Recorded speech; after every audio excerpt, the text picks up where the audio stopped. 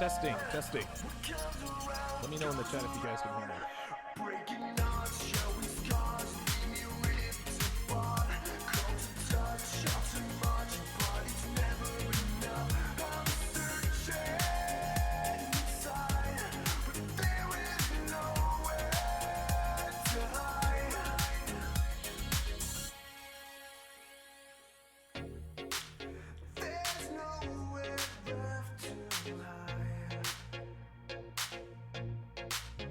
Test. Okay, excellent. Thanks, Mike. Appreciate the $5 super chat. Thomas Conservative. All right, good stuff, man. Good stuff. Thank you. All right, guys. 8 minutes here.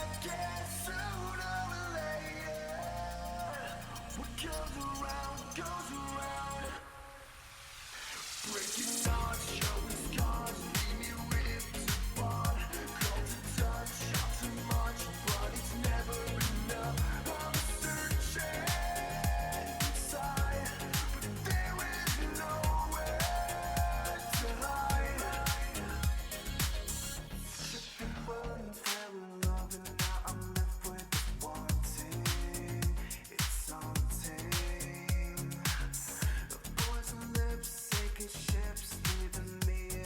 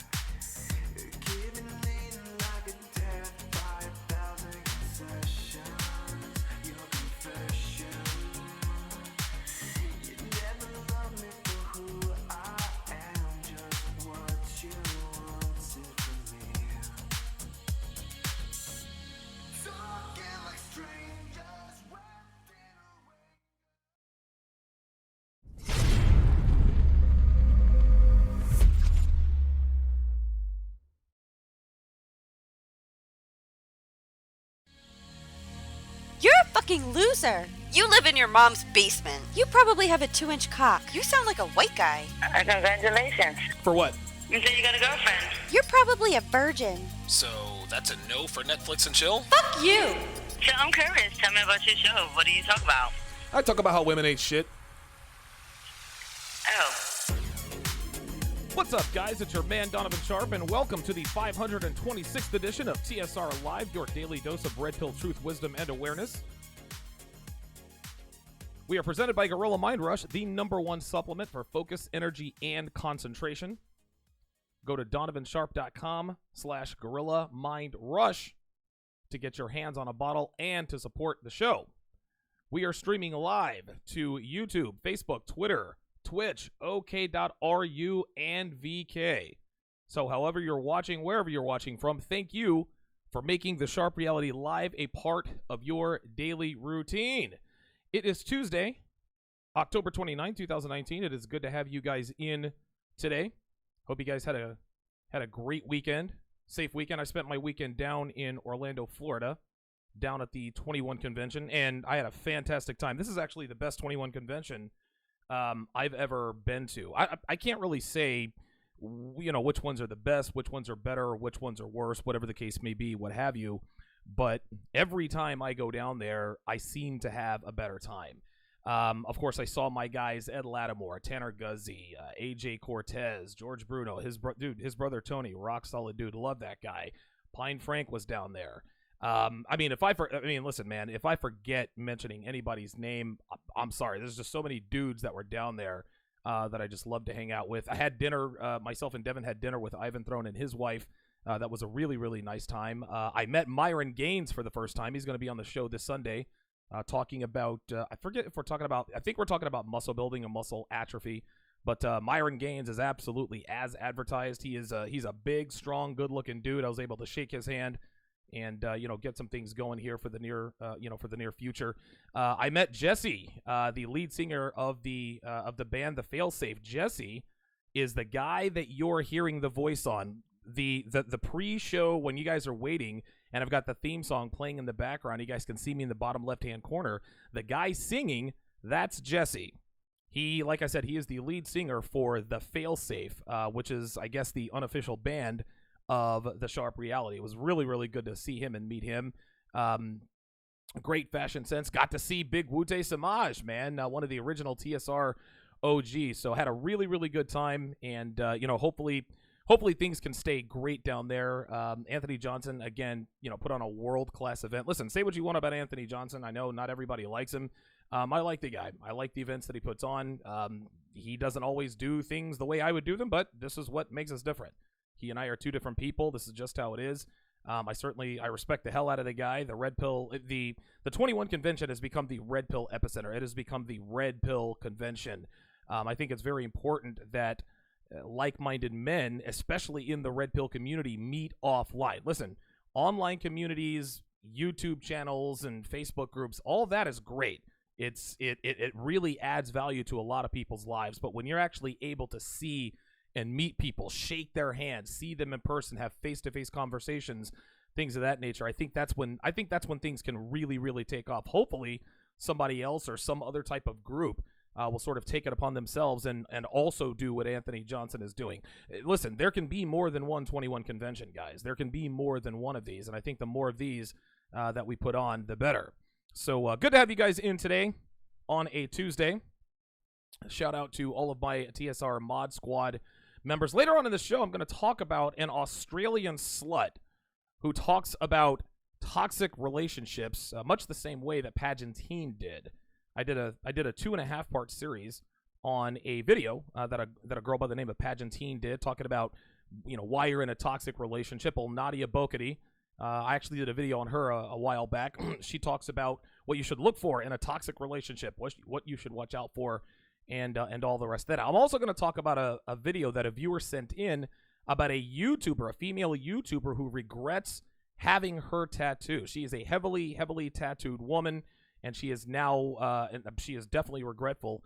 And finally, I'm going to break down an article about a black woman on the Wendy Williams show who wrote an article in response to the "what do you bring to the table" question that men ask women who try to lock them down in relationships. Spoiler alert, her answer to that question is, I am the table. So I'm going to open up the phone lines and get your thoughts on that while I'm breaking that down. But we're going to start today's show by talking about a woman who fucked so many dudes on Tinder. She slutted around for so long. She took so much cock and balls, so many cock and balls, that she literally ran out of Tinder matches. So a big thanks goes out to Bill P for this particular article submission. The link to the article is in the description if you guys want to check it out. But I'm going to go ahead and break this bad boy down right now. So let's get started. It says, quote, "A woman claims to have swiped through so many men on Tinder, she was told there were no matches left. Andy Liu, 46, a wellness coach from Australia, even started pin dropping to other places and countries in her bid to find love." So it looks like she's fucked everybody in her city. Wherever she lives, whatever city she lives in Australia, she's fucked so many dudes off Tinder, she's having to pin in other cities. And also, keep in mind, she's a wellness coach, right? It's so funny. I love it when women talk about themselves as life coaches and wellness coaches. You should never take any advice from women about wellness, life, relationships, etc. Listen, if you're a pregnant woman and you need to take advice, yeah, absolutely, you need to take advice from women. But that, to me, really is about the only thing you should take advice from as far as women go. If it involves money, if it involves finances, if it involves your career, education, and most of all, relationships, run the other way. Women have great intentions. Unfortunately for them, they are ill-equipped to give sound advice when it comes to anything except for maybe pregnancy. And we're going to talk a little bit about that a little bit later on in the show. There's a picture of Andy Liu. She's 46 years old, like I said, and she's not terrible looking. You can see she has a decent body, but she looks like a witch in the face. And I think the reason why I say she looks like a witch is because she has a mole right below her lip, number one. Number two, she's got this wry smile. You can see that she has smashed into the wall. She's clearly an ugly duckling who sort of grew into this obviously nice body. Listen, a lot of guys have fucked her. A lot of guys swipe right on Tinder for this particular woman because she has an ample bosom. She has ample breasts. And by the way, when women fuck dudes on Tinder, and I've never been on online dating, but what a lot of dudes tell me, what a lot of dudes have told me down at the 21 convention is that bitches on Tinder they absolutely hate condoms. They hate condoms. So this woman is probably riddled or has been riddled with STDs more than a few times. This is just how it is, guys. Let's continue. It says, Andy has been searching for the one both offline and on dating apps for the past 6 years and signed up for Tinder when it first launched.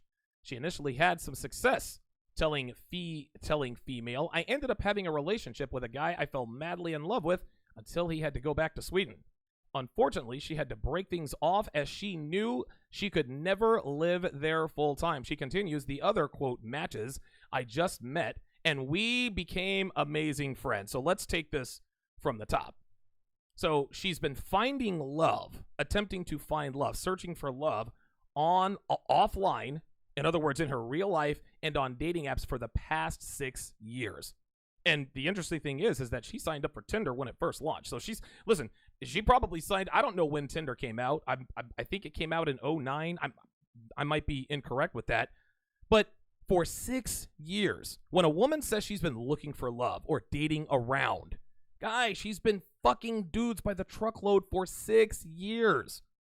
It is unbelievable. And I always stutter because the thoughts just come to my mind so rapidly. But it is absolutely beyond me how most men do not understand when they read between the lines when a woman tells you she's been dating around or looking for love for 5, 6, 7 years. Translation, she's been fucking around. I talked about this in my workshop. When a woman says, I haven't been in a relationship in 3 years, translation, I've been sport fucking dudes by the truckload for 3 years. This woman says she's been searching for the one, both offline and on dating apps for the past 6 years. She's been a Tinder slut since the inception of Tinder. The next paragraph, she said, she ended up having a relationship with a guy that she fell madly in love with until he had to go back to Sweden. Unfortunately, she had to break things up because she knew she could never live there full time. Listen, and what you guys got to understand is this. She can say that she fell madly in love, but clearly she was not. If she really was madly in love with this guy, it would have been no question in her mind to move to Sweden. I can't think of a reason that she couldn't move to Sweden with this guy if she didn't truly love him. This just goes to show that a lot of women say a lot of things. They say, I love you, but they don't really love you. Then some women like to say, well, I love you, but I'm not in love with you. Guys, listen, love is an action. Okay? Love is not a feeling. Love is not unconditional. Women are incapable of unconditional love. They love two things unconditionally, their children and their pets. If she was so madly in love with this guy, then she would have moved to Sweden. Now, here's the thing. I agree that she had very strong feelings for him, and she may have loved him, but not enough to move to Sweden to be with him. Gladys Knight famously says in her song, In a Midnight Train to Georgia, I'd rather live in his world than live without him in mine. I'm sure she loved the guy, but she obviously didn't love him enough. If a woman truly loves you, she will make that very clear. If a woman truly loves you, she will rearrange her life. She will move heaven and earth. She will acquiesce to your every whim. She will relocate for you. The fact that she wasn't ready or that she couldn't, or she felt that she could never live there full time, that just says to me that she just didn't love the guy enough. And that's okay. Just don't go crying when you're 46 years old, you've run out of Tinder matches, and nobody wants to be with you because you fucked 751 guys. Then she continues, the other matches I just met and we became amazing friends. Translation, I met up with other matches and I didn't fuck them, but I knew they wanted to fuck me, so I kept them around from all of my non-sexual needs. There are a lot of girls who go on a lot of Tinder dates, right?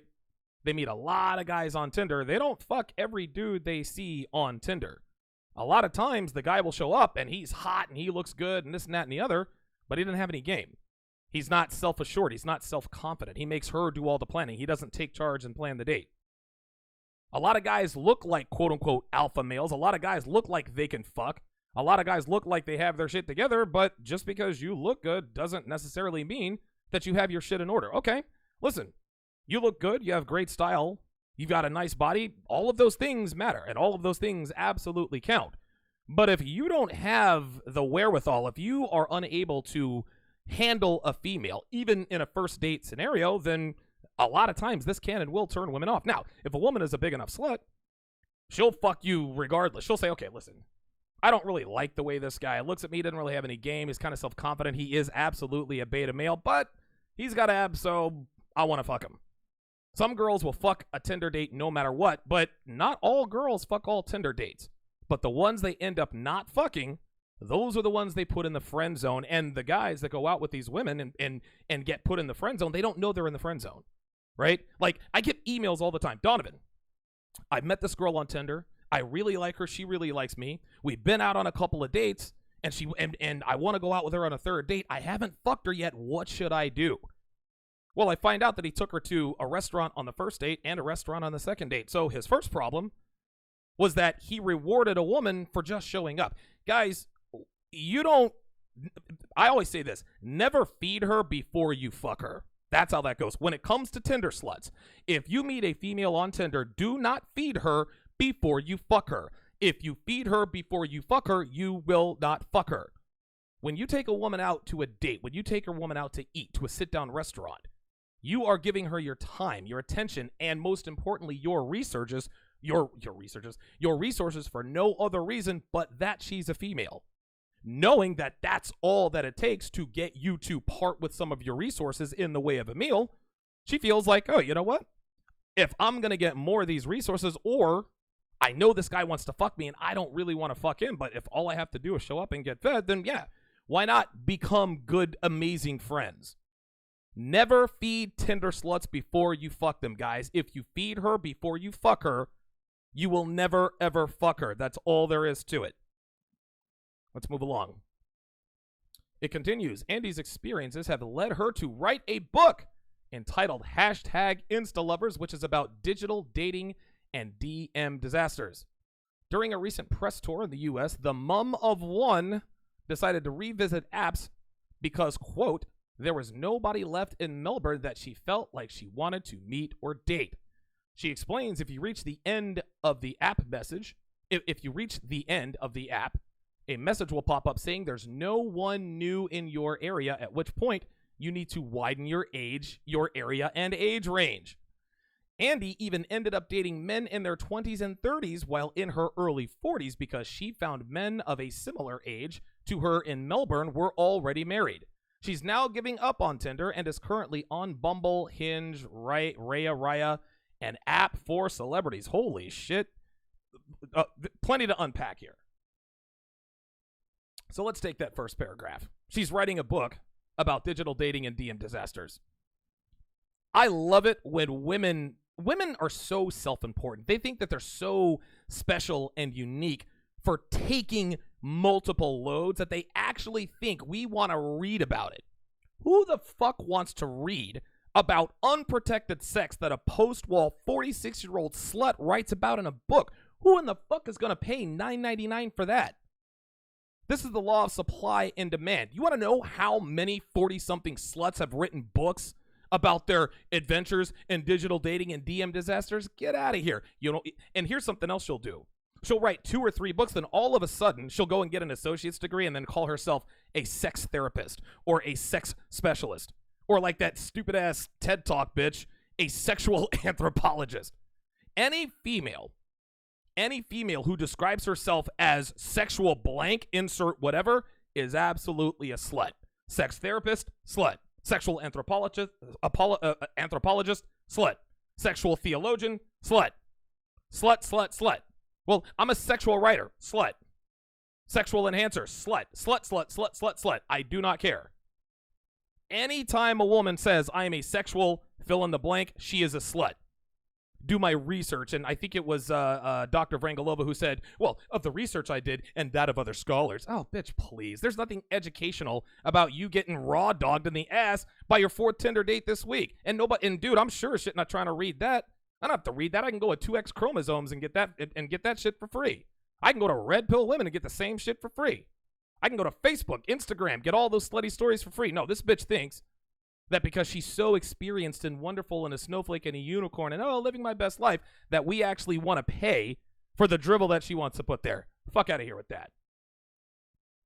So, in the next paragraph, she talks about, now, the second paragraph tells us that she is a single mother, a single mum of one. And she said she decided to revisit dating apps because there was no one left in Melbourne that she felt like she wanted to meet or date. Translation, I have fucked them all, and because I have fucked more than 500 guys, my standards are too high for me to settle for anyone else. Anytime a woman says that there's no guys out there for me, anytime a woman says, well, I'm not going to relax my standards, those are the musings of a woman who has been plowed into the triple digits by multiple men. This is just how this works, guys. There's no other way to put it. The more cock a woman takes, incidentally enough, the pickier they get. And the way this works is actually quite simple. In a woman's mind, her ignorant hindbrain, she thinks that the more guys give her the cock, the more guys want relationships with her. Well, if she thinks all of these guys that give her cock also want relationships, she believes that every man who shows her sexual attention must also want a relationship with her. So she'll say, all right, well, I've got these 58 other guys who want to fuck, but I'm going to hold out for the one. I'm going to make sure that I do what's necessary I'm going to uphold my standards. I'm never going to settle. When a woman says she's not going to settle, translation, I'm not going to settle down. Never settle in womanese means never settle down. Never forget that. Then it says that she started dating men in their 20s and 30s while in her early 40s because she found men of a similar age to her in Melbourne were already married. That may or may not be true, but I will tell you this. 50-year-old men, 40-year-old men in their prime, men in their sexual primes are not trying to date a fucking 46-year-old slut who's a single mom. That's what that paragraph should have said. Right? She ended up dating men in their 20s and 30s. And oh, by the way, let's not sugarcoat this. She's not dating men in their 20s and 30s. She's fucking these guys. So let's read this in red pill leaves. Andy even ended up fucking men in their 20s and 30s while in her early 40s because she found that men of a similar age don't want to wife up a single mother slut who's 4 years from being a half a century old. That's what that means. And then, of course, having had all the cock in the world, thinking that she can actually get any man she wants, now she's on an app for celebrities. This bitch is about to write a slut book and has fucked so many guys and thinks so highly of herself that she actually thinks that she will be able to date, marry, and fuck celebrities? Are you serious? Guys, listen, you cannot make this stuff up. This woman is 46 years old. Who the fuck she thinks she's going to date? Leonardo DiCaprio? Dude, his cock stays in 19, 20, 21-year-old bitches. Again, ain't nobody trying to marry or date a woman who's almost a half 100. Listen, I'm sure he'll give you some ass to mouth, right? I'm sure she's more than willing and available for that, but ain't nobody trying to commit to this hoe. The fuck out of here. Let's move on. Andy says she's focusing on apps that are, quote, geared towards showcasing herself to attract more meaningful connections. Translation, she's looking for the one. Anytime a woman says I'm looking for a meaningful connection, she's looking for a guy who checks off all the boxes. Hot, 6 inch, hot, over 6 feet, 6 foot dick, 6 cars, 6 different countries.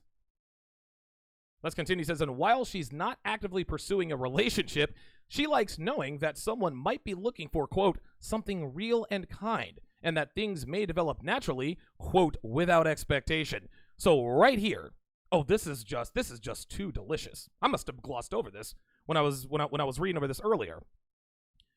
And while she's not actively pursuing a relationship, again, translation, she's fucking around. When a woman says I'm not actively pursuing a relationship, she is fucking around. Women don't become celibate. Women don't stop fucking. They're always fucking. Now, there are guys that they like fucking more than other guys, but a woman is never not fucking someone. So when she says she is not actively pursuing a relationship, this means she is fucking without any sort of commitment. Then, of course, it says she likes knowing that someone might be out there looking for something real and kind and that things may develop naturally without expectation. You want to know what that means, guys? That means she's looking for a guy to put in the beta bucks category. She's looking for a guy who will be nice and kind to her and her fucking bastard kid, because I can promise you she wasn't married to the guy who put a baby in her. She's expecting him to treat her and her kid, their package deal, and not expecting anything. In other words, she wants to date a guy who isn't man enough to push for the sex. She wants to date a guy. She wants to date a guy she didn't have to fuck, guys. Without expectations means I don't want to fuck him. Anytime a girl says to you, well, listen, I manage your expectations, or I'm looking for something without expectations, she is looking for someone to take care of all of her sexual needs while she uses you for your non-sexual needs. She just said it in the paragraph above, guys. She's not actively pursuing a relationship. And then in the next and then in the same sentence in the same paragraph, looking for something real and kind, and that things might develop naturally without expectation. Alpha fucks, beta bucks, guys. It never, ever ends. Her advice for online dating, she says, quote, go on apps where you can read a little about the potential date. A person becomes more attractive once you understand how they think. No, sweetheart, a person doesn't become, to women, a person doesn't become more attractive once you understand how they think. What she's doing, and this is funny, her advice for online dating is not for women. Oh, no. Her online dating advice, that's for men. What she wants men to think is that, hey, express yourself. Tell her what's on your mind. Embrace your feminine side. Blah, blah, blah, blah, blah. You'll become more attractive to women like her once these women understand how you think. Get the fuck out of here with that nonsense. No. This is a problem that so many men have, is you verbally vomit on these fucking Tinder bitches. Right? Like, she asks you a question and you give her the answer. Well, what do you do for a living? I'm a skydive instructor. Ooh, that sounds exciting. How old are you? I'm 42. Where did you live before you lived here? I lived in Reno, Nevada. Like, don't just give her, dude, nuh-uh. She's got to earn it, guys. I'm not letting this bitch know how the fuck I think. You want to know how I think? I want to fuck. That's how I think. And that's what she's talking about. This woman has fucked so many guys on so many online dating apps, so many mobile dating apps, that she's having to jump from dating app to dating app. And people will never, ever, ever understand that when you are in online dating, you are put into one of two categories: alpha fucks or beta bucks. Never feed her before you fuck her. Girls like this don't feed chicks like this before you fuck them. She's a life coach or a whatever the fuck she said she was. No, this woman is good for nothing but the 3 holes that she provides you for during the 13 and a half minutes of sex and nothing more. You commit to women like this and your life will be over. There is no doubt about it. Big thanks goes out to Mr. E, 1976, with the $5 super chat. He says, here's to the tip jar. Thanks for all you do. I appreciate that, Mr. E, 1976. We talk about the Australian slut who's giving girls relationship advice and telling them what to watch out for in terms of toxic relationships. Don't go anywhere, guys. We'll be right back. Gentlemen, if you want the blueprint on how to mold and shape a woman into exactly what you want and need, you need to get your hands on my 7-hour 5-part audio course, How to Build a Quality Woman from the Ground Up. This is 7 hours of rock-solid intel on how to build a female brick by brick into the kind of woman you want and need. Part 1 deals with the vetting process. I teach you how to select the right candidate by telling you what to look for and, more importantly, what not to look for in a woman. Part 2 deals with the training process. I take you step by step through the procedures that prepare a female for what it's like to be in a relationship with a man like you. I educate you on setting the tone early in order to reduce and possibly eliminate any and all behaviors that could potentially cause trouble in your relationship down the road. In Part 3, I instruct you on how to set and enforce boundaries and expectations. I teach you how to be direct when communicating your expectations in such a way that leaves nothing to interpretation. Part 4 will cover the sexual side of your relationship, how to dominate her sexually, and how you can make yourself unforgettable to her even if you're not the most well-endowed lover she's ever been with, will be discussed extensively. I will also teach you the ins and outs of deep conversion game, which is the art of verbally and physically dominating her body, her mind, and her soul. And finally, Part 5 will teach you how not to sabotage your relationship, how to maintain it, and what to do on the off chance that your woman gets out of line or out of pocket. Now, it's very important for you guys to understand that this course is based on personal experience. I'm not giving you guys hypotheticals or theories.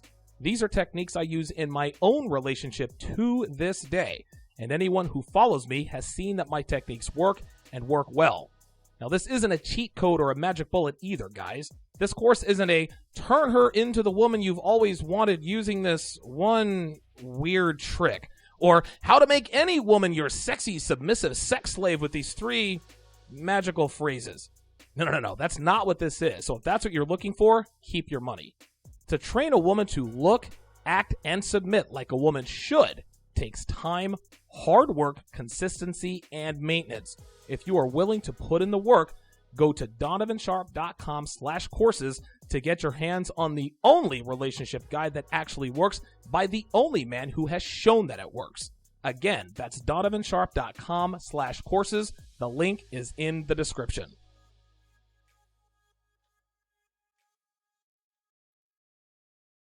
ain't finna lie, but baby girl bad. She got that melanin skin. She got that melanin skin. She got that melanin skin. I ain't finna lie, but baby girl fine. She got some melanin. Welcome back to the 526th edition of TSR Live, your daily dose of red pill truth, wisdom, and awareness. It is Tuesday, October 29th, 2019. We are streaming live to YouTube, Facebook, Twitter, Twitch, VKOK.RU. So again, however you're watching, wherever you're watching from, thank you for making the Sharpe Reality Live a part of your daily routine. Big thanks goes out to Void with the $10 super chat. Says Donovan Sharpe, the master. I appreciate that very, very much. Guys, be sure, keep on the lookout. I am releasing my player course this week. I'm going to release my player course late this week. I don't know what I'm going to call it. I might call it Donovan's Player Bible. I might call it How to Be a Player, the Player's Manual, whatever the case may be. I'm kind of working with some names, but the course is completely finished. All I'm doing is working on a little bit of editing, just working on some kind of fine-tuning some things. This is going to be a rock-solid killer course. This is going to be hours and hours of audio and video on everything I've learned about being a player. And hopefully it can help you out and help you to have the same kind of success that I did when I was down in the 702. All right, well, let's go to our next topic here. So the woman on your screen is a slutty female by the name of Nadia Bokadi. She has a YouTube channel, and all she pretty much talks about is fucking. How to give her orgasms. Let's talk about masturbation. She calls herself the quote-unquote queen of TMI. And just by looking at the screen, you can tell that this woman is A, post-wall. B, she's just a little bit fat. She's probably maybe a donut or two away from being obese. And number 3, she has a really short haircut. She is absolutely a feminist. And the video that I broke her down in was she actually made an appearance on an Australian morning show talking about how proud she was that females were catching up to men as far as infidelity and cheating was concerned. I had no idea that this woman had a YouTube channel talking about, quite literally, just glorifying the slutty lifestyle. Well, as it happens with most sluts, she thinks she is a relationship expert. Yes, gentlemen, Nadia Bokadi did a video trying to warn people, trying to tell people, or women in particular, how to tell you are in a toxic relationship and what to do. And as usual, there are hamster droppings aplenty. So let's go ahead and break this bad boy down in the customary Donovan Sharpe way. Let's go ahead and get started. Here we go. Hi guys, welcome back to my channel. If you're new here, my name's Nadia and this is the place where we get super real. And today is Motivational Monday, where I talk about a topic aimed to inspire and motivate you in some part of your life and ultimately help you to improve. Look at her fingernails, guys. Hold on, let me see if I can. Oh, God damn it. Look at her fingernails. Looks like she's got the cat claw fingernails. Look how long these fingernails are. This is the calling card of a slut. This is the calling card of a super hoe, guys. This woman is and guys think that fat girls can't be sluts. Oh, fat girls are the biggest sluts out there. You want to know who even bigger sluts are? Girls who are not obese, girls who aren't fat, but girls who are a little bit fat. Listen, fatty's a fatty. That's all there is to it. This woman has probably gotten endless cock, but for some reason, females listen to women like this when it comes to long-term relationships. So let me get this straight. You would never take financial advice from a dude who's broke, from a woman who's broke. You'd never take fitness advice from a fat ass, but you're going to take relationship advice from a slut? You know that you would never do those things. It makes absolutely zero sense whatsoever to take advice from people about things they clearly know nothing about. But you want to take relationship advice from a glorified slut, a slut who glorifies the slutty lifestyle on long-term relationships. Suit yourself. Let's continue. Better life. And today, in response to the huge response I got from you guys about my gaslighting video, I am going to be talking specifically about toxic relationships. Here we go. And how to know if you're in one. Now, those of you who are relatively new to my channel, you guys have heard me say this plenty of times. I even talked about this in my workshop. And I'll put it to you this way. Women characterize healthy relationships, right? When a relationship that a woman is in, where it is easy to cheat, that's when they call it healthy. But when she is in a relationship where it's not so easy to cheat, now it's toxic, right? Oh, he lets you go to the bar or club on Friday nights with your girlfriends. You're in a healthy relationship. Oh, he has no problem with you texting your ex. You're in totally a healthy relationship. Oh, he lets you be an Instagram model and slide into people's DMs.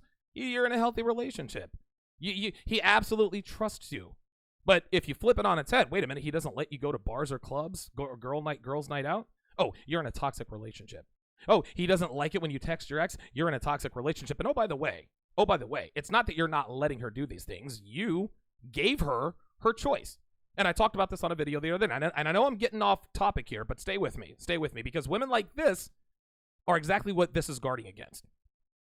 You can't make a woman do anything. Texas Dom said this brilliantly on our Red Man Group live panel a couple days back. You can't make a woman submit to you guys. A woman can only submit to you when she wants to. And all submission is relinquishing control. You let a woman know, hey, listen, I don't date women who text their ex. I don't date women who go to girls' nights out. I don't date women who are on social media. Oh my God, are you giving me an ultimatum? No, I'm not giving you an ultimatum. I am simply letting you know that if you text your ex, you are the kind of woman that I don't date, right? So when you put it like that and stand your ground and not commit to these women who engage in these behaviors, she can never tell you that you're in a toxic relationship. So when her girlfriends say, hey, Lydia, why don't you come out with us on a Friday night? No thanks. Oh my God, you're in such a toxic relationship. He doesn't let you go out. You know what she's going to have to say? Well, no, actually, he tells me that he doesn't date women who go to bars or clubs. Oh, I would never date a man like that. Yeah, exactly. This is why you're still single and going to bars or clubs, hoping against all hope that that you're not pissing a plus sign in 2.5 weeks. This is for women like this who characterize relationships as toxic or unhealthy. You're possessive. You're controlling. No. You don't shackle a woman, guys. You give her choices.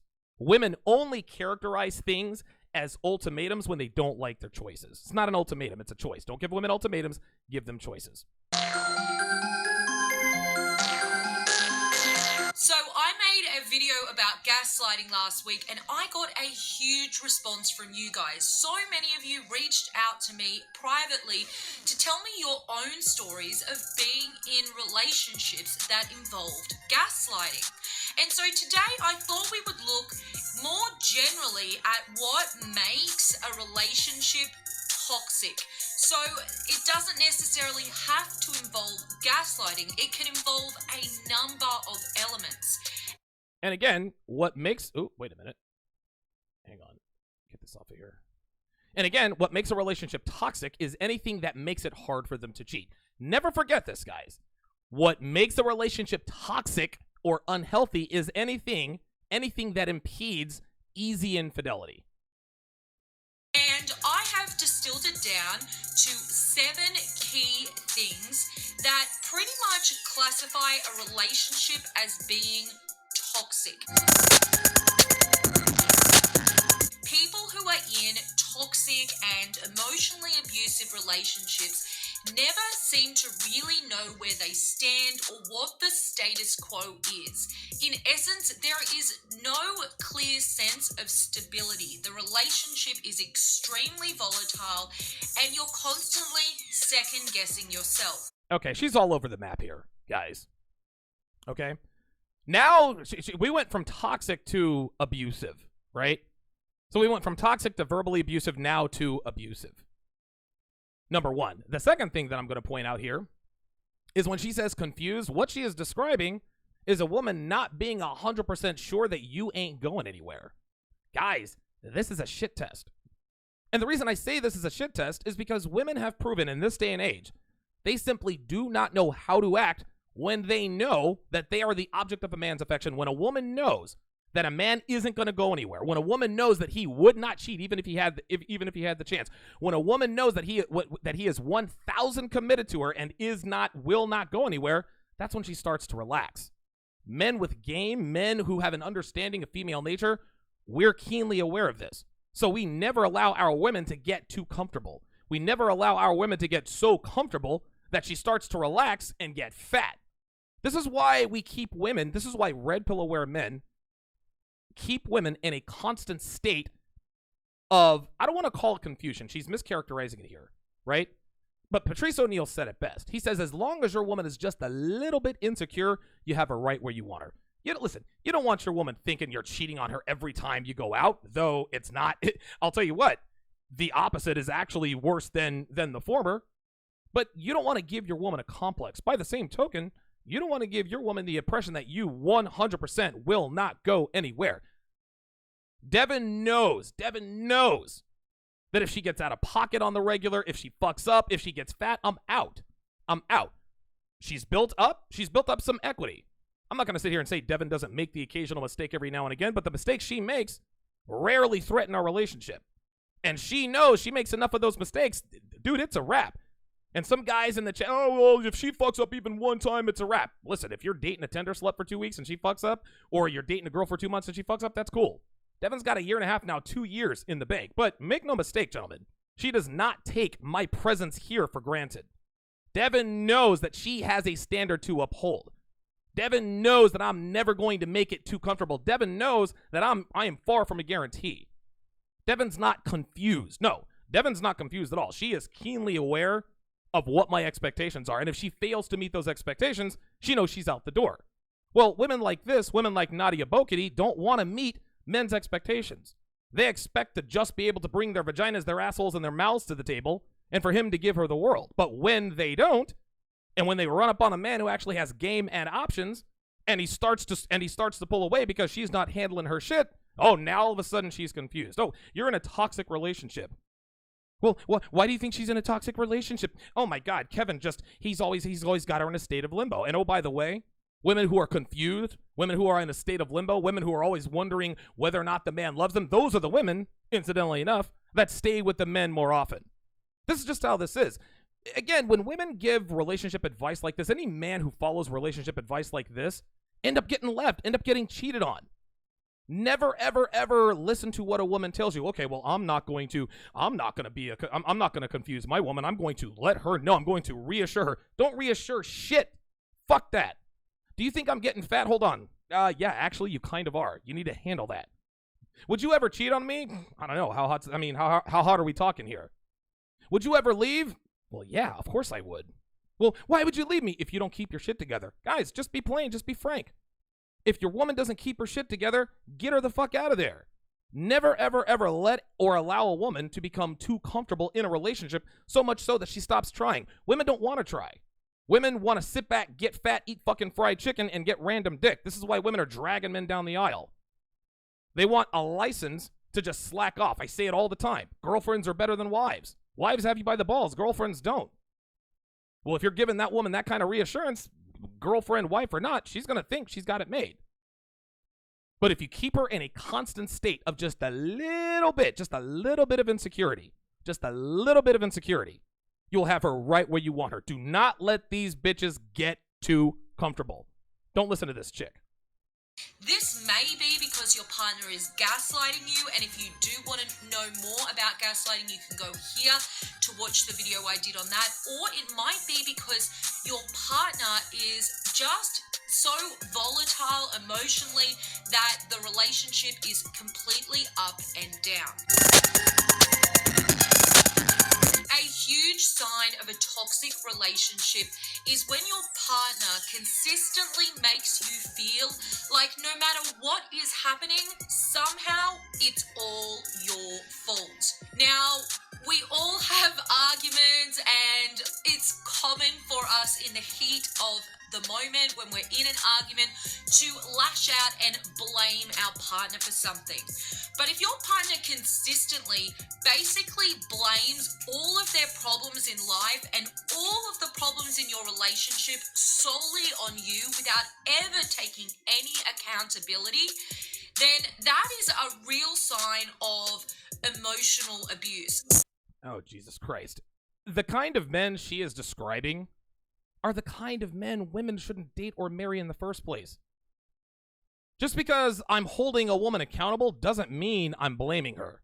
Anytime a woman gets held accountable for something, Oh, you're blaming me. I'm not blaming you, sweetie. I'm holding you accountable. That's number one. Number two, guys, don't argue with women. Don't do it. Arguing with women is futile. It's a waste of time. It's a waste of time at best, a headache at worst. Don't argue with your woman about anything. You make your statements, you move the fuck on. But you hold that bitch accountable. Do not let her play the blame. Go, oh, you blame me for everything. Sweetheart, you're getting fat, you're texting your ex, and you got on social media. That's on you. And oh, by the way, that's sort of a one strike and you're out type of deal. I don't give a shit what that is. Get the fuck out of here with that. One of the consequences of being in a toxic relationship is constantly feeling like you have to hide things from your partner. While, yes, we all might tell the odd white lie to our partner. Do you see that? You see that? Keeping secrets, she says, is a sign of being in a toxic relationship. You don't want the feeling, if you have the feeling that you're always keeping things from your partner, you're in a toxic relationship. In what universe is keeping things from your partner ever a good thing in a relationship? You want to know why you're keeping secrets from your partner in a relationship? It's not because you're in a toxic relationship. It's because you're doing shit you're not supposed to be doing. Why else would you keep something from your partner? Oh my God, I'm afraid of his reaction if I tell him this. Yeah, he's gonna fucking explode if you tell him you're texting your ex. Oh, I don't want to tell him I'm keeping from my partner that I go to lunch with Kevin in sales. Well, of course you're gonna keep that from your partner. You're gonna keep that from your boyfriend because he's butt fucking you in the parking lot every day at 12:35.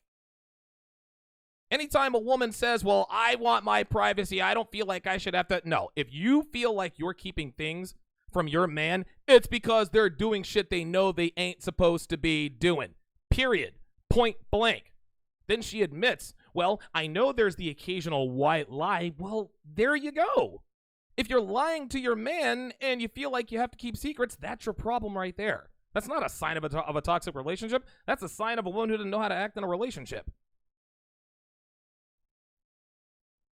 If you never feel that you can be honest with your partner for fear of what the repercussions are going to be, that is certainly a huge warning sign that you could be in a toxic relationship. So if you fear your partner's reaction to something you tell them you could be in a relationship, again, if you are afraid of what his reaction is going to be, then what you are going to tell him probably garners an adverse reaction. If you tell your boyfriend or husband, ladies, I guess I'm talking to you here. If you tell your boyfriends or husbands that you made him a birthday cake or that you have a surprise for him, you bought him a new pair of shoes or whatever, guess what? He's going to like that. If you tell your boyfriend or husband that you made him a steak dinner, if you told him that you bought him, if you told him that you bought a sexy new thong, some new stripper heels to get fucked in tonight, reaction's going to be fine. But if you're afraid of what his reaction is going to be, if you're about to tell your boyfriend or husband something and you're afraid of what his reaction is going to be, that has nothing to do with being toxic. That has everything to do with you're about to tell him some shit that you know he's going to be pissed about. Hey, Donovan, by the way, I've been hanging out with Dave, the unemployed garage band guitar player who may or may not be homeless. What do you think he's going to do? Shake your fucking hand? Do you think he's going to take you to the beach because you're hanging out with some dude who's trying to fuck you? No. Well, Donovan, I have to admit, I've been texting Kevin, my ex-boyfriend. What's he supposed to do? Jump for joy with that? Get the fuck out of here. If you are fearful of your boyfriend's reaction when you tell him something, which includes a white lie, then that's usually a pretty good indicator that what you're about to tell him is pretty fucked up. As in bad behavior, as in puts your relationship at risk. That's how this works. This is what this woman isn't telling us. She wants us to tell, oh, well, he got mad and he did this. Well, let's find out why before we start calling men toxic. This one is a massive red flag, and if your partner is doing this thing, you should definitely run for the hills. This is incredibly toxic and emotionally abusive, and it is trying to deliberately distance you and put a wedge between you and the people that you care about. Now, abusive, toxic partners try to distance us from our family and friends because it is a way of them gaining control over us. Our family and friends are essentially our support network. They're the people that we can lean on in difficult times, and they help to build us up and make us feel stronger.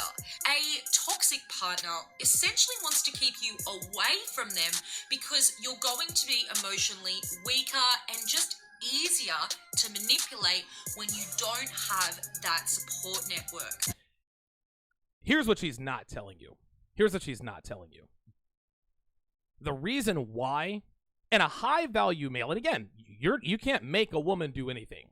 All you can do is give her choices, right? But sluts are all the time talking about men who separate them from their family and friends. Men who try to isolate them. The reason why your boyfriend doesn't want you to hang out with your friends is because your friends are fucking sluts. Your friends are hoes. Mary, who's in a relationship, cheats on her boyfriend every 6 weeks with the same guy. Elizabeth, who's also married, is having an affair every time she goes to Las Vegas. Your other two single friends, they're club sluts. Men of value know and understand that women are heavily influenced by their friends. If a woman is hanging out with, if your woman has if a woman has 4 married friends, they're all married, they're all devoted to their husbands, and they, play poker every night at Mary Elizabeth's house, dude, go and do that. But listen, go knock yourself out. But we only strongly discourage our women from hanging out with the friends that are a bad influence and threaten our relationship. That's it. That's it. The only reason why women want to shame men for, quote, separating them from their friends is because they want to be around their friends to give them permission to be sluts, number one. Number two, they want an excuse to go off and fuck someone. What's the number one excuse when a woman tells her husband or boyfriend that she's going to disappear and go fuck Kevin and Sales or whoever the guy she's fucking? I'm hanging out with friends. That's always the excuse. I'm hanging out with my friends this weekend. I'm doing a girls trip to Las Vegas. I'm hanging out with Cynthia to lost my train of thought, to drink coffee. Hanging out with this friend, hanging out with that friend. No, you're not hanging out with friends, you're fucking. Well, I don't want him separating me from my friends. Yeah, because number one, you want an excuse to go off and fuck somebody. Number two, because your friends are slutty. Men of value do not discourage women from hanging out with women, other people who are a good influence on them. The only time we discourage women from hanging out with people is when they are a bad influence. No. My girlfriend, my wife, and I don't have a wife, I have a girlfriend, but if you have a wife, no. Your woman absolutely should not be hanging around with women who sleep around. Well, what if they're married, Donovan? Well, are they faithful? Well, my woman has 3 married friends. Yeah, but guess what? 2 of them are having affairs. No, absolutely not. Fuck that. The reason why we discourage certain women from hanging out with certain people is because they're a bad influence, and this includes family members. Dude, slutty girls have slutty sisters. They have an older sister who's a slut, younger sister who's a slut. They're all sluts. If you have friends that are a good influence on you, if your woman has a good, strong circle of friends with good values, and they value and respect relationships, by all means, go. Knock yourself out. Get the fuck out of my hair. Let me recharge my batteries.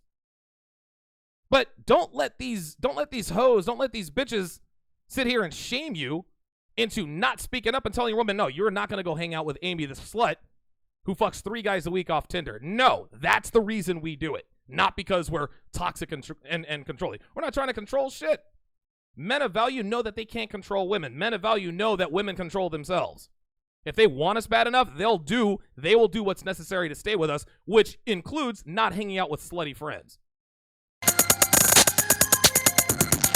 Pretty much all couples argue, and when we are arguing, most of us say things that we later regret. It's easy for us to fall down a bit of a rabbit hole and lash out and sometimes be a little bit spiteful to our partners when we're in the heat of a really bad argument. But the difference between having a normal argument where maybe one or both partners lash out and later really regret what they've done is that a toxic partner will not only lash out at you for the situation, but they will specifically character assassinate you. And this is the difference between a healthy argument, because believe it or not, arguing in a relationship actually is a healthy, normal thing, and a toxic argument.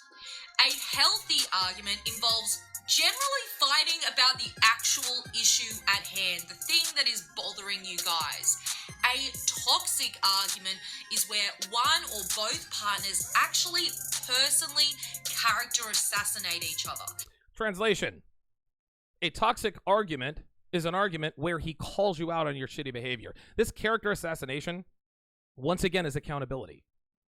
Chase Rubidoux says her music doesn't fit her personality. Oh, yeah, it does. Nadia Bokadi obviously fucks niggas, y'all. Absolutely, she fucks brothers. Why else would she put a short video of a white woman arguing with a black man? Listen, if a white girl listens to hip-hop, she fucks niggas, guys. I don't give a shit. So yeah, this music absolutely fits her personality. This is something that white girls do all the time. You got these young, pretty white girls who can have any man they want, but as soon as they hit the wall, now they start to broaden their horizons. Yeah, listen, there are a lot of older white women in their 30s and 40s. They fuck with niggas because they know that white dudes ain't checking for them anymore. Right? Same with this woman. This woman could probably still get a few white guys, but not the high-value white guys that she used to when she was in her 20s. So guess what? She fucks with brothers. And when you fuck with brothers, brothers listen to this kind of music. And if you are the strongest person, if you are the strongest man in a woman's life, you will influence her. You'll influence the way she talks, the way she walks, the kind of music she listens to, the kind of food she eats. Here's another pro tip. If you're with your woman, if you're in a relationship with a woman and her interests start to change, that's usually a pretty good indicator of her cheating. So, for example, let's say that all of a sudden she doesn't want to watch show A anymore. Now she wants to watch show B. If her taste in music starts to change, if her interest, maybe her sports teams start to change, chances are she is either fucking or wants to fuck someone who matches those interests. Women reflect the strongest men in their lives. I say this all the time. Women aren't religious. Women are not religious at all. No, women follow what the strongest men follow. If the strongest man in her life is a Baptist, she'll be a Baptist. If the strongest man in her life is a Muslim, she'll be a Muslim. If the strongest man in her life is an atheist, she'll be an atheist. If the strongest man in her life listens to hip-hop, she listens to hip-hop. That's how this goes.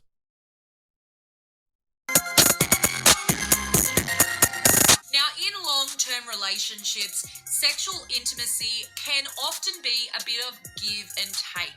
There is usually a difference in libidos between partners, and sometimes one partner will want sex more than the other partner.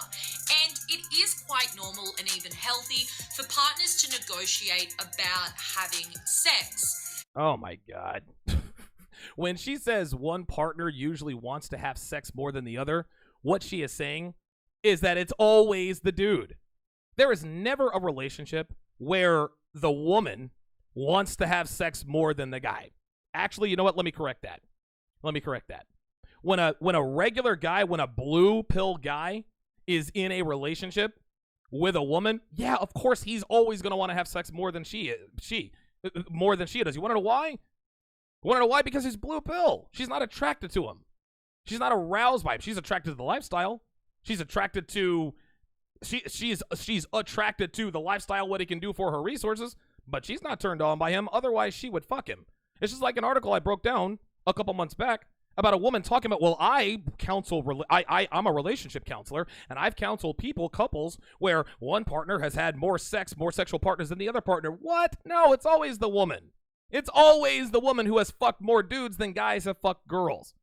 So for her to sit here and say, well, the libidos are different and one partner, no. This woman is conflating men and women. No, men are different than women. What she is talking about applies strictly to men. It is the men that want to have sex with the women more than the inverse. And scheduling sex, all that stuff, dude, follow this woman's advice and you will be out on your ass. Never schedule sex with your woman. Jesus fucking Christ. Rollo Tomasi says it all the time. You cannot negotiate desire. This is what she is literally telling men to do.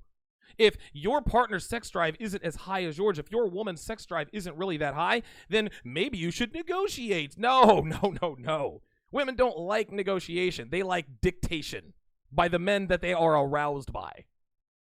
But if your your partner goes beyond this and actually frequently pressures Here and we go. coerces, even guilt trips you into having sex with them when you have clearly established that you do not want to, that is essentially a breach of consent and a form of sexual coercion. Here we go. Here we go. She couldn't say it. She said sexual I can't even talk today. Sexual coercion is not rape, guys. Like, that's sort of a hot button debate. Well, can husbands rape their wives? Is there such a thing as marital rape? But she couldn't say marital rape. She couldn't say it. She couldn't even say sexual assault. She said that's a form of sexual coercion. Sexual coercion is not rape. Talking a woman into having sex with you is not rape. If the sex was consensual, it was not rape. Just because you fucked a guy because he guilt tripped you doesn't mean he raped you. You didn't have to fuck him. If you fucked him of your own free will and volition, that's not rape. Sexual coercion is not rape. Guilt sex is not rape. I'm tired of these bitches calling everything rape. Trying to put it all in the same bubble. Marital rape. Get the fuck out of here, man.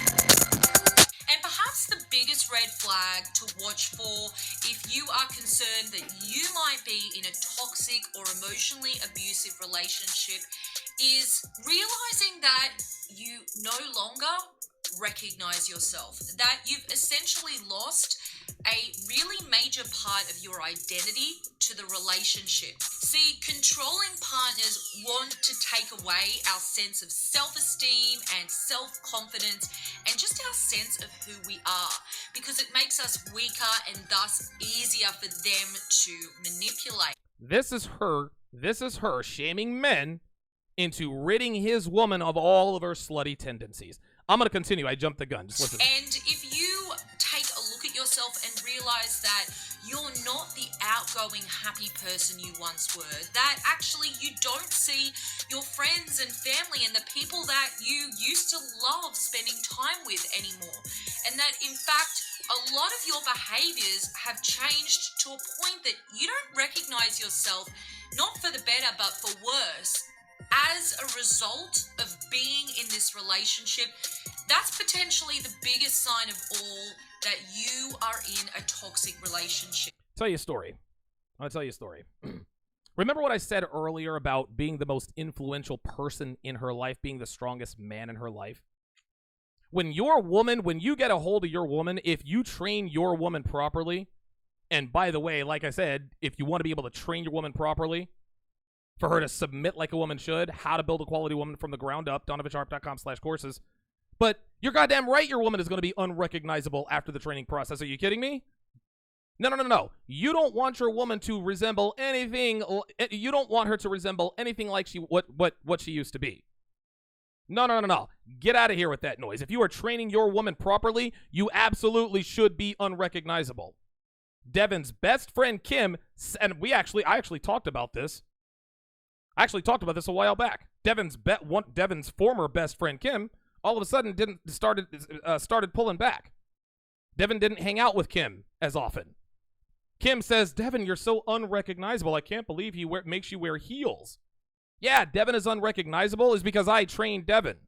That's how that works. Devin doesn't have the slutty characteristics that she had when she first came into the relationship, at least not that I know of. If you're a man of value, yeah, you're going to train your woman to be better. And this woman is characterizing this. She's like, well, listen, if you're not the same outgoing, happy person, no. There's a big difference between being outgoing and happy, right? She's trying to put them in the same thing. Outgoing girls are hoes, guys. Anytime a girl says she's an extrovert or that she's she's the life of the party or she's outgoing, that kind of bullshit, she's a slut. So this woman is saying that if you train the slutty characteristics out of your woman, if you find yourself not being able to recognize yourself, then that's a sign of a toxic relationship. No, that's the sign of a woman who is in a relationship with a man who knows his shit. A woman should want to be transformed by a man. If you're a woman and you want to hang on to the same characteristics that led you onto the carousel, by all means, do what you got to do. But men of value make very clear to women that they are with, hey, listen, this is what I tolerate and this is what I do not. And at some point, if she acquiesces, If she follows, if she involves herself in the training process, if she gets through the training process, no, she's not going to be recognizable. The intent is for your woman to be unrecognizable. That's how this goes. You want to change your woman for the better. You want to make your woman a better woman for you. And don't give me this, well, you have to leave her better than you found her. Listen, if Devin and I were to break up, I don't give a fuck if she's better than what I found her. I know that she's better now. She's absolutely unrecognizable because I trained all of her banana gobbling ways out of her. That's how that works. Women don't like that. They want their cake and eat it too. And this is what this woman is talking about. If you're away from your friends and family and your boyfriend does this and does that, yeah. Translation, if your boyfriend keeps you, if your boyfriend makes it hard to cheat, if your boyfriend is toxic, if your boyfriend doesn't allow you to do certain things, that's the sign of a toxic relationship. No, sweetie. No. That's the sign of a woman being in a relationship with a man who knows better. So, if you've been watching this video and recognizing several of the signs in your own relationship, particularly if you've recognized 5 or more of these seven signs, that is a really big red flag. There we go. All right. I'm not going to break that. No need for me to continue to break that down. But you guys get the point, right? Like, that's Nadia. That is Nadia Bokhady. Nadia Bokhady. Women like her are what's wrong with the American dating scene. Nadia Bokhady, what's her name? Pageantine. Girls that talk all this shit about, oh, don't let him control you and this and that and the other and don't submit. All right, listen. Take these women's advice at your peril. Do what these women say. Listen, if you want to take relationship advice from a slut, be my guest. But like I said in the first segment, like I said in the first block, don't then be surprised when you're 46 and alone and running out of Tinder matches. I shout out your super chats, and we talk about a woman who regrets her tattoos right after the break. Don't go anywhere. If you want to watch TSR live more than just one day a week, go to patreon.com/Donovan Sharpe. In addition to getting access to the daily episodes of TSR Live, which includes both the video and audio versions, you will also have the opportunity to get access to the archive from all the way back to episode 1. There's the collection of videos I've taken down that are not safe for YouTube, and you can pick the tier that gives you access to those, and you'll have the ability to download the ad-free audio versions of TSR Live, so you can listen on your way to work, during your lunch break, or at the gym. And don't forget, as a patron, you'll also get to call into the show every day to get all of your questions answered about girls, game, relationships, or anything else that pertains to improving your life as a man. Get your hands on an ocean of exclusive content at patreon.com/Donovan Sharpe.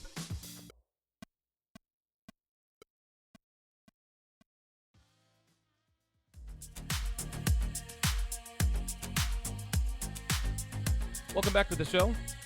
Thanks for sticking around, guys. Again, shout out to Bill P. for submitting the article from earlier, the 46-year-old who ran out of Tinder dates. Let's go over here and read some super chats. See what we've got going on here. Big thanks goes out to Age of Machines with the $10 super chat. Says, you're spitting real genius. She wants a man that won't push for sex. Or she wants a man that won't push for sex as something men need to look out for, especially men of faith. Love the breakdown of this. Really appreciate you. Thank you very much for that, Age of Machines. Ken Keys with the $3 super chat says, women only tell stories, 0 statistics. Thank you. Hey, yeah, that's exactly right. That's exactly right. That's actually a very good comment. Anytime we talk about women and what they do, what their tendencies are, you don't need statistics. Just go out there and live life. That's how that goes. Shout out to Void again with 1, 2, 3 separate $2 super chats. So Void has super chatted a total of, if my math is correct, what is it, like $16? So I appreciate Void with $16 in super chats. Big thanks goes out to Diversity and Comic Spare. That's an interesting name with the $2 super chat. Says post-wall stories are the best stories. Yeah. I love post-wall stories, man. I do. Overdose 916 with the $2 super chat. Appreciate that. Ravenite with the $5 super chat. Appreciate that. Chase Rubidoo with the $10 super chat. I appreciate that. Thank you guys very much. You guys are the reason why this show is where it is. All right, well, let's move on to our next topic. So this particular video was submitted by Marcus E. And you guys can see that the video is 31 minutes long. I'm not going to break down the entire video because if I did, we'd be here all day long. But what this video is about, it's about a YouTuber who goes by Morgan Joyce. She calls herself MJ. And she talks about tattoo regret. What this girl says, she drops a lot of red pill gold. And this just goes to show that women, regardless of age, women make terrible decisions. But when they're younger, their decisions are even more terrible. So let's take a look and listen to this chick who is regretful of her tattoos. And when you see this chick, you're going to be blown away. This girl has just, here we go. I kind of hate being a tattoo person. I can't believe I'm doing this on the internet.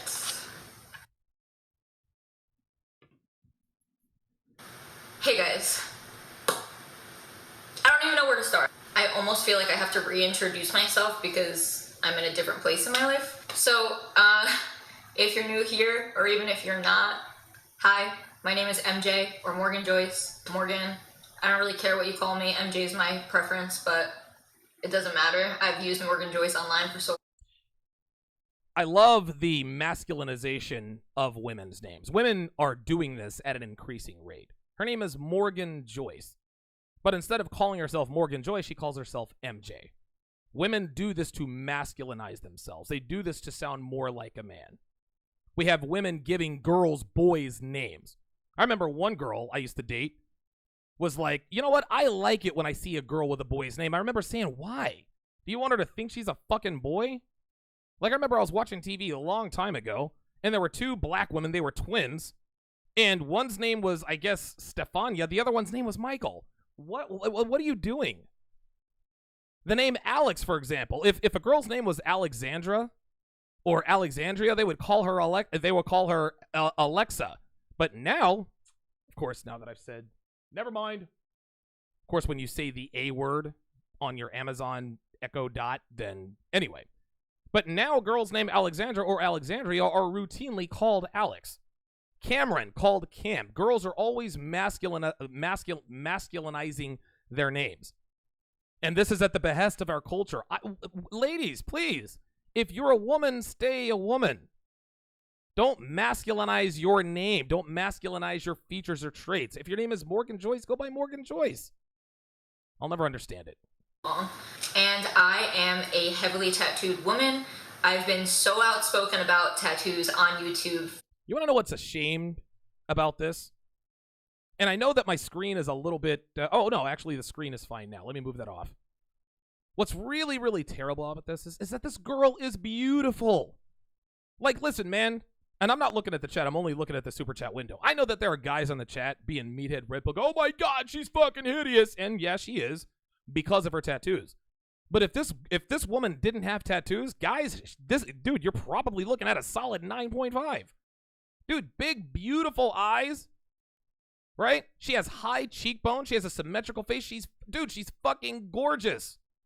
But she fucked it all up with these cheek tattoos, number one. And I know you guys probably can't see it clearly because, of course, I had to record it on my iPad to keep, the copyright stuff.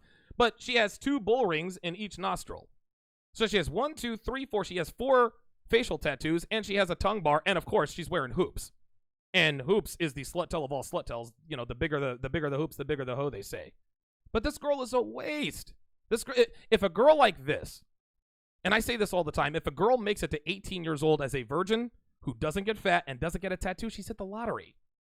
She'll have her pick of the litter. She could literally marry any high value man she wanted to. She could marry a millionaire.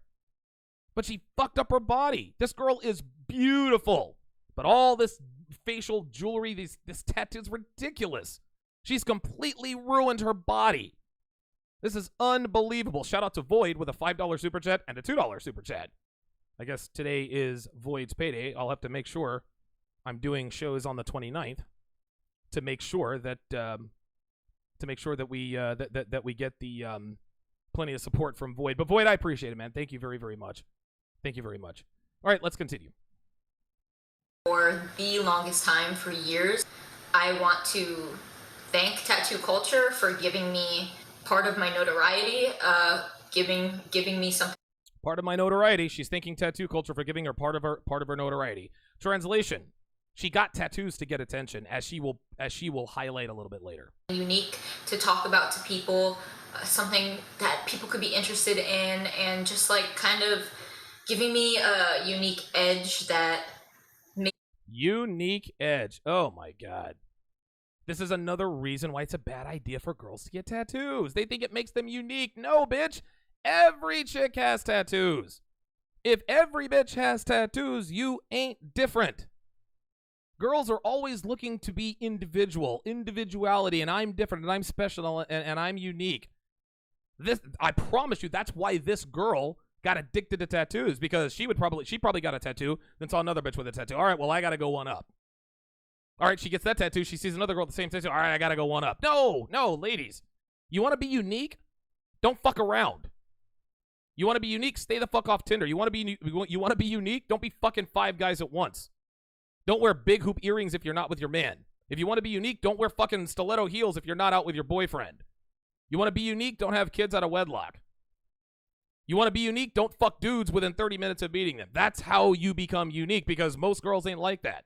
The more girls, this is so funny.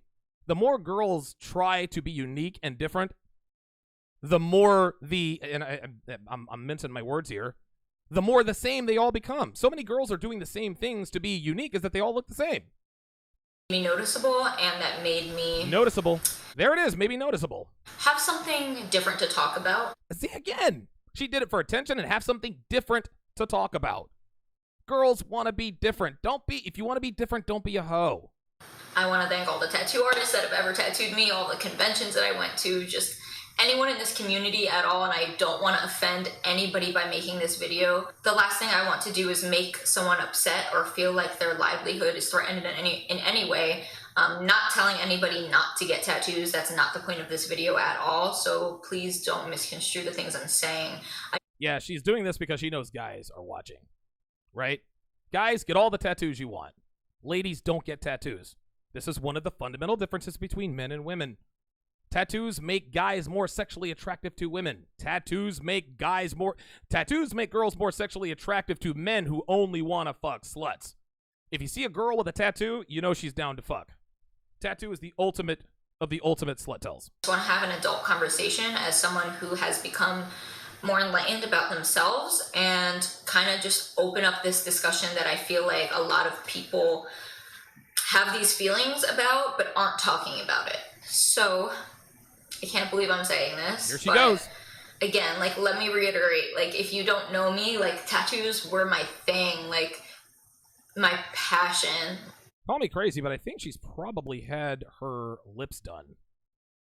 You can always tell. And guys, I fucked so many bitches with plastic. Dude, I fucked women with fake lips, fake, noses, nose jobs, face jobs. Most of the plastic surgery bitches I fucked had boob jobs. I've never fucked a girl that has a fake ass. At least not that I know of. But yeah, like, you can tell she's probably had her lips done. Probably some sort of body dysmorphia. So I guess basically what I'm going to be saying is that I kind of hate being a tattooed person. And I hope I don't get emotional during this. Of course I'm going to. Of course she's going to. You're a woman. Jesus Christ. I love how women are, I'm going to get emotional, bitch. Every woman gets emotional. You ain't special. It's so weird. Ever since I've been off my antidepressants, I made a video about that. I'll link that here. Oh, wow. Ever since I've been off my antidepressants. Jesus Christ. This is why we tell guys women with tattoos are damaged. Now, I did a short video talking about not all flags are created equal. There are red flag tattoos, there are crimson flag tattoos, and then there are black flag tattoos. There are some girls who might have a small tattoo here or there. Maybe you can cover it up. That's a red flag, but in this day and age, not necessarily a deal breaker for a long-term relationship. Now, it shouldn't be that way. In 2019, or let's say, 50, 60 years ago, I don't even know that women got tattoos in the 50s or 60s, but back in the 50s or 60s, if a woman even had a little teeny tattoo, that's it, you're out. But in 2019, tattoos are so common, and behavior among women are it's so radically bad that, you know what? Guys, if guys want a long-term relationship bad enough, you're gonna have to try to mitigate her at least having a small tattoo. But this bitch has this bitch has black flag tattoos and piercings. If you have an ankle tattoo or a small tramp stamp, listen, I'm going to have my antennas up and I probably am not going to commit to you. Right? But if you have other traits that make it enjoyable to be around you outside of giving you ass to mouth, I may keep you around for a little while. But if you're a woman who's got a full chest mural tattoo and a full back tattoo and a leg fully sleeved that she'll reveal earlier and a tongue bar and cheek piercings and nose piercings and you wear hoops, I'm going to gag you with my cock and pay for your Uber to get the fuck out of here. You are damaged beyond repair. You are literally good for nothing but a cum receptacle. That's it. So emotional, and I'm trying to come to terms with the fact that that's not a bad thing. Anyway, I kind of hate being a tattooed person, and I never thought I'd be someone saying that, because it's just been such a huge part of my life and a part of my interests and a part of my identity for so long that it's come as such a shock to me to have this realization as a person. This is the thing. She doesn't hate being a tattooed person, gentlemen. Oh, no. She doesn't hate that. She hates the effects of being a heavily tattooed woman. You see, if men actually treated her with respect, if she were able to lock down a high-value male, if people didn't look at her like a circus freak, if men didn't just want to use her for the occasional ass to mouth, if men didn't like nutting all over her face, and then just bouncing like a bad check, she wouldn't have a problem with it. But because men only fuck her and chuck her, because men only look at her as an object, because that's exactly what she is, that's why she has a problem with it. Women never have a problem with their permanent decisions. No, they have a problem with what their permanent decisions yield them. I don't like being heavily tattooed. No, sweetie. You don't like what being heavily tattooed has cost you, which is your happiness, your peace of mind, being looked at as a normal human being. Big thanks goes out to Void with a trio more of $2 super chats. His last being her tats look absolutely horrid. Big Brandon with the $5 super chat says, my man Donovan, aka the offensive coordinator of the year of the Manosphere. It's your brother from another mother in Dallas. Big Brandon BJJ, appreciate that. I went on Coach Greg Adams' show last Thursday, and we have established that he is the defensive coordinator, and I'm the offensive coordinator of the Manosphere. Like that analogy. Big thanks to you. Let's continue. It's almost like my identity is being, like I'm questioning my own identity and my own presentation to the world and my outer being. It's a really, really strange feeling to have. It's not affecting my life on a daily basis, but it's something I think about a lot. Yes, it is. See, this is where she's being dishonest. It's not affecting my life on a daily basis, but I think about it a lot. No, that's why you made this video, sweetie. It is affecting your life on a daily basis. And later on the video, in like minute 25 or 26, and we're not going to go that far, but later on in the video, she talks about how much she hates when people only talk to her because of her tattoos. She hates it when guys hit on her because of her tattoo. She hates people asking her what's her favorite tattoo. She hates people looking at her like a circus freak. She hates the way people look at her. She hates the assumptions that men make about her because she's a heavily tattooed woman. But she just said that it doesn't affect my life. Bitch, no. Listen, you can't renege on hashtag living my best life, hashtag tatted up chicks for life, and talk about it's not affecting my life, but turn around and make a video telling us that it's not affecting your life. No, it absolutely affects your life, and this is why you don't like being a heavily tattooed woman. Don't let bitches like this fool you. Well, it's not affecting me, I just don't like it. No, bitch, it is affecting you. It needs to be talked about. I can 100% fully admit now at this point in my life, as a 27-year-old woman, well, I'll be 27 on September 6th, so depending on when this video goes up. So she's 27 years old. Morgan Joyce is getting close to the wall. And listen, and the thing is this, man, she's a good-looking girl now, but there are probably signs that she is close to the wall. And other than the physical signs, and I say this all the time too, women are always the last to know they've hit the wall. Women will rationalize the wall. Oh, I've got some wrinkles in my head. That's all right. I'll buy some, wrinkle cream or whatever the case may be. Oh, my tits are starting to sag. All right, I'll just get a boob job. But a woman never truly knows that she's hit the wall until the men she used to be able to fuck in her 20s or late teens, early 20s don't want to fuck with her anymore. Right?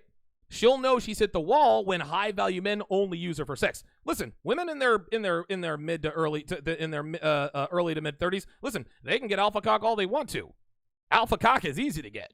High value men, high value men will pass around fucking hoes like it's going out of style. They'll do that shit all day long, but they ain't commit to these bitches. Right? See, because again, back when she was 22, she got all the dick she want, but the difference between the dick she got then and the dick she got now, the dick she got then, they wanted to be in a relationship with her. They wanted to lock her down while she was still young and tight. But now that she's 27, 28 years old, she's probably starting to get rejected in a relationship sense by the men who used to want a relationship with her. This is when hot girls know they're about to hit the wall. When the guys who used to want to commit to them don't necessarily want to commit to them anymore.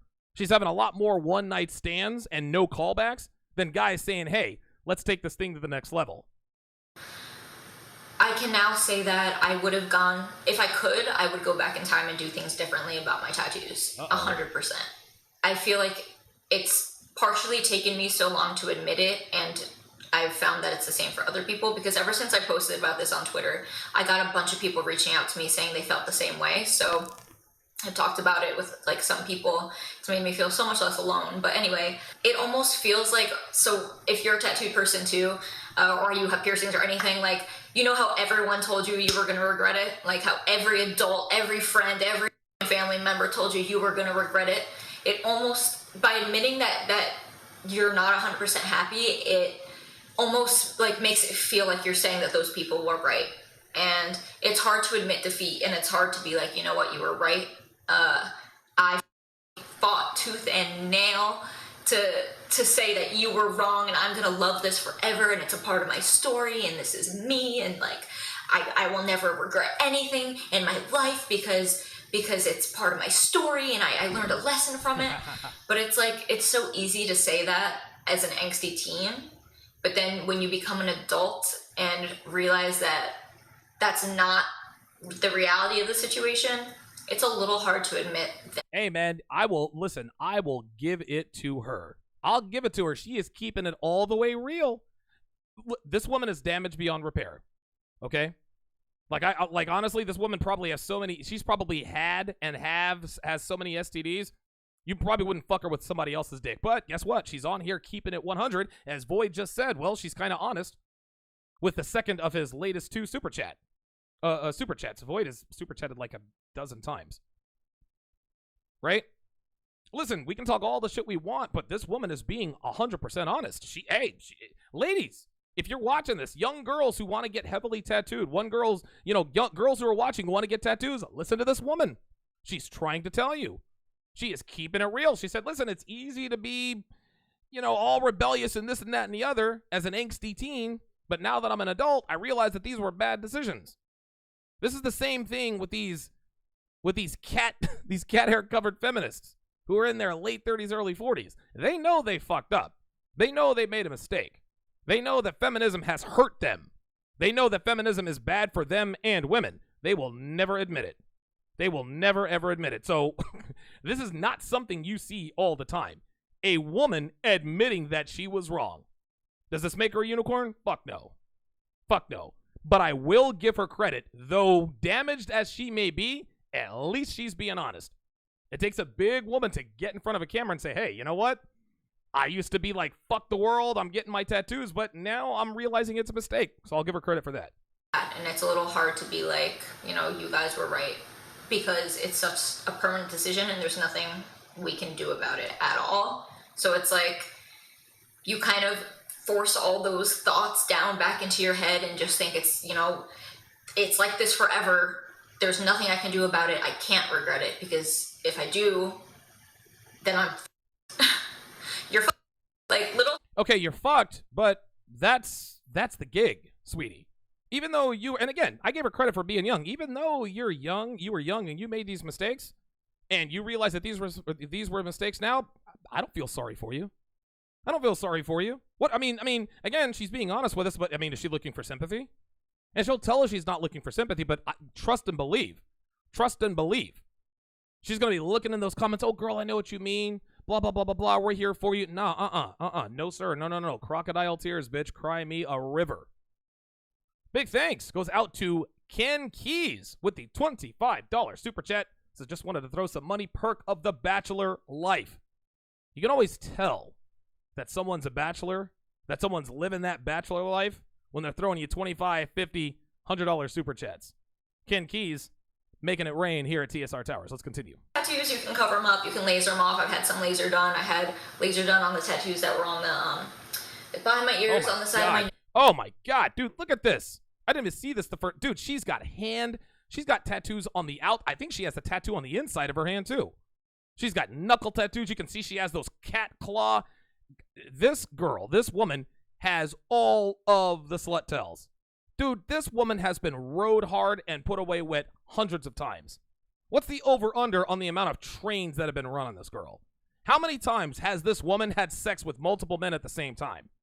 How many times has she been gangbanged by a bunch of black dudes? This is why you do not commit to these women. Holy shit. She used to have neck tattoos. She got those lasered off. Cat claw fingernails. She's got knuckle tattoos. Tattoos on the outside of her hands, the inside of her hands, a chest tattoo, earrings, cheek tattoos, nose piercings. This woman has every red flag under the sun. And then, of course, earlier she admitted that she was on antidepressants, right? No, you weren't on antidepressants. See, that's the thing. You didn't get tattoos because you were depressed. Oh, no.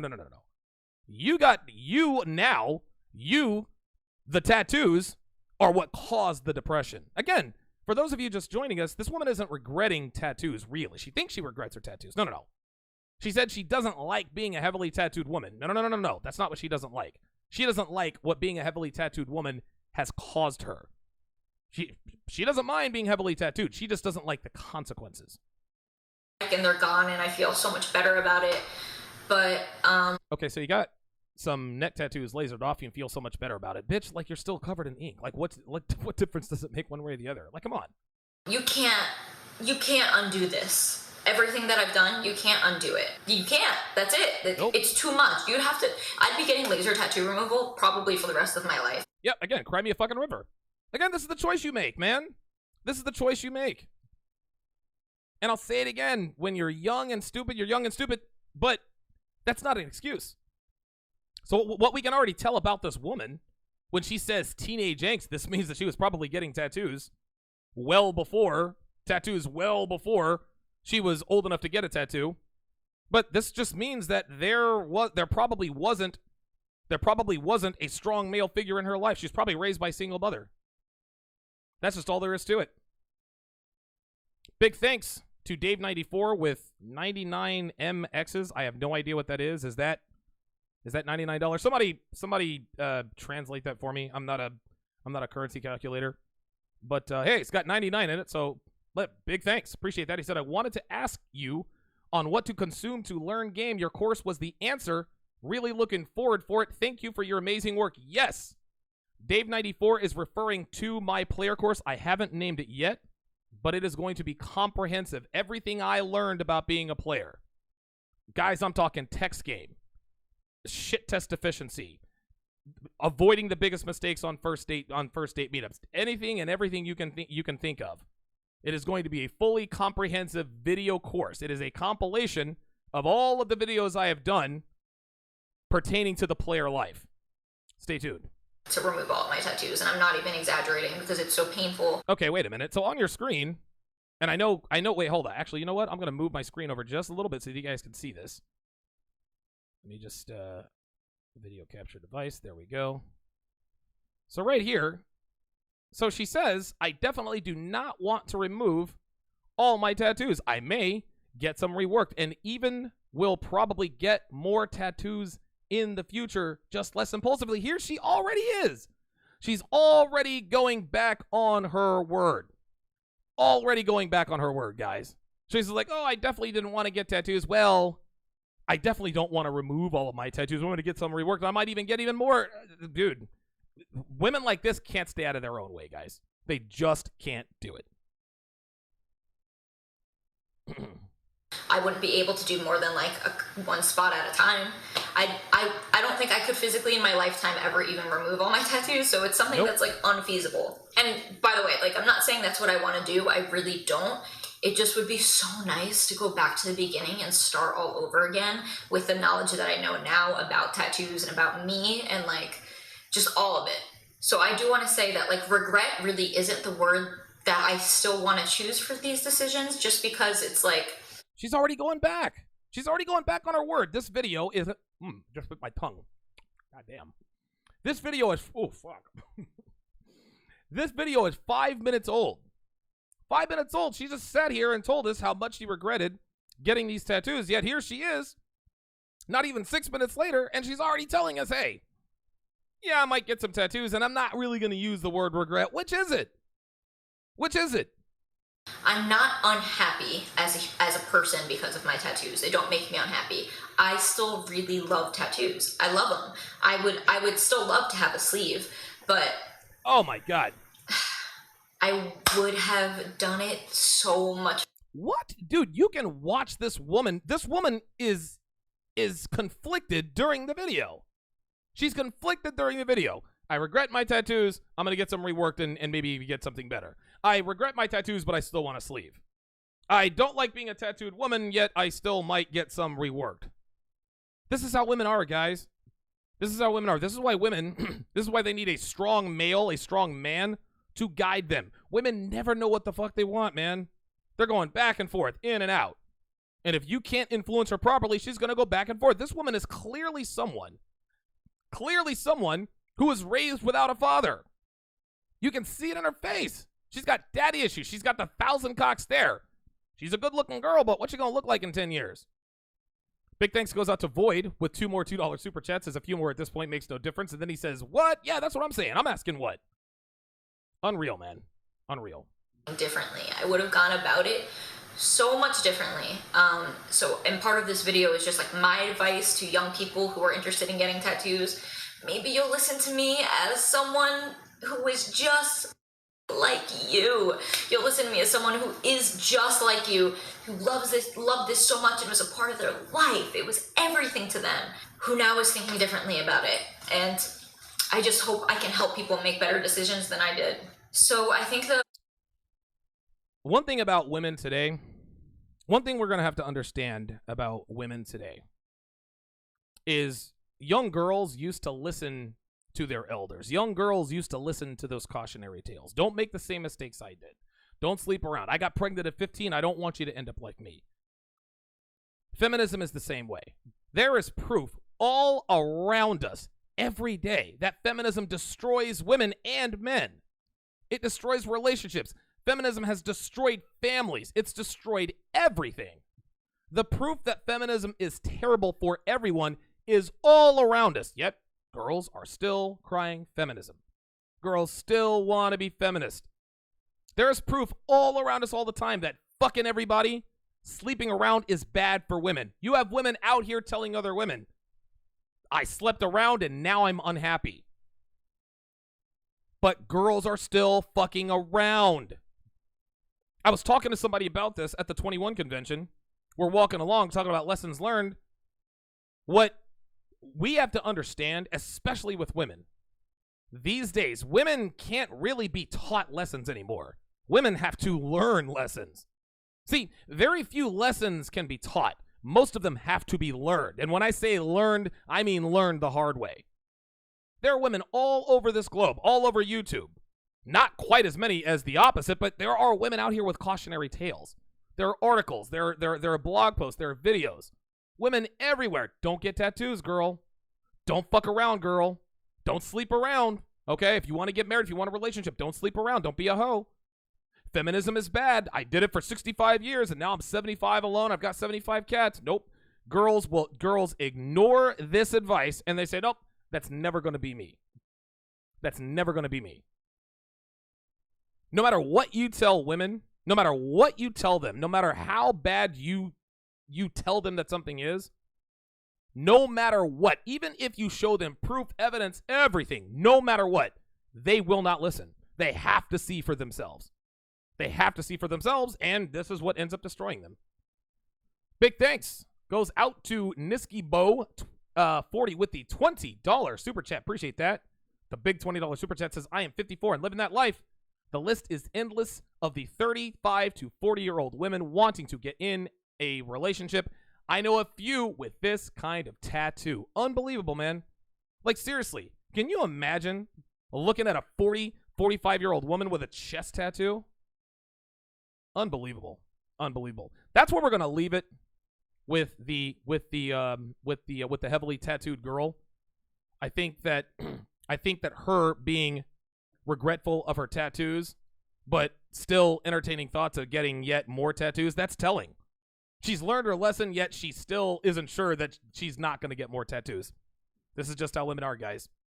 And like I said, not every tattoo is a red flag. It should be. But because so many women have tattoos, because it's so common for women to have tattoos, this is just how it is. That woman is damaged beyond all repair. Beyond all repair. That's just how it is. All right. I open up the phone lines and take your phone calls about a black woman whose answer to what do you bring to the table was, I am the table. The call-in number is 914-205-5356. I'm actually going to edit that while I'm on the air. 914-205-205.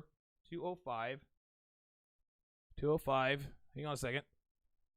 5356. I know this is bad radio. Excellent. Very good.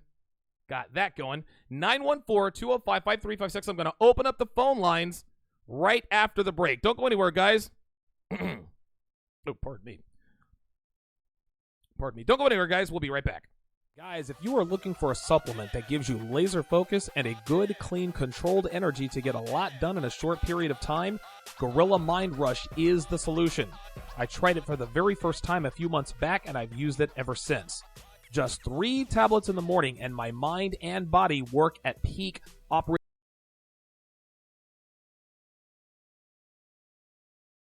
My show, do my consultations, and then go lift weights for 2 hours.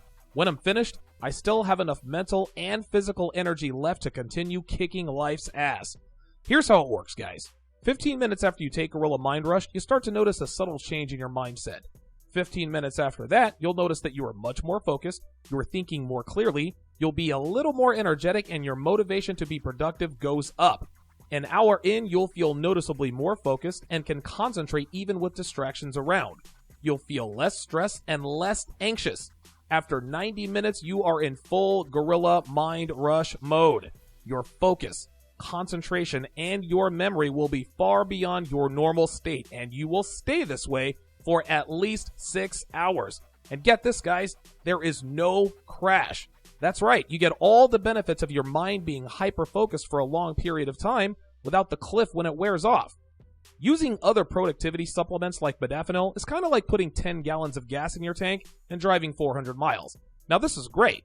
That's 40 mpg, which is awesome gas mileage. Most people would take 40 miles a gallon any day of the week, myself included. But with Gorilla Mind Rush, I'm able to drive 750 miles on the same 10 gallons of gas. That's the best way I can describe it, guys. That's how efficiently your mind works on Gorilla Mind Rush. You get a lot done without burning through your mind's fuel so quickly that you run out of gas before your day is done. So rather than slowing down at mile 400 like you do with other compounds, you've still got plenty left in the tank to continue being productive with Gorilla Mind Rush. Another great thing about Gorilla Mind Rush is that it's non-habit forming. If you use it, you're Superman. If you don't, you're Clark Kent. There's no withdrawal if you do not take it. If you need this kind of focus, energy, and productivity while also supporting the show, go to donovansharpe.com/Gorilla Mind Rush. I put the link in the chat, and you can also find it in the description.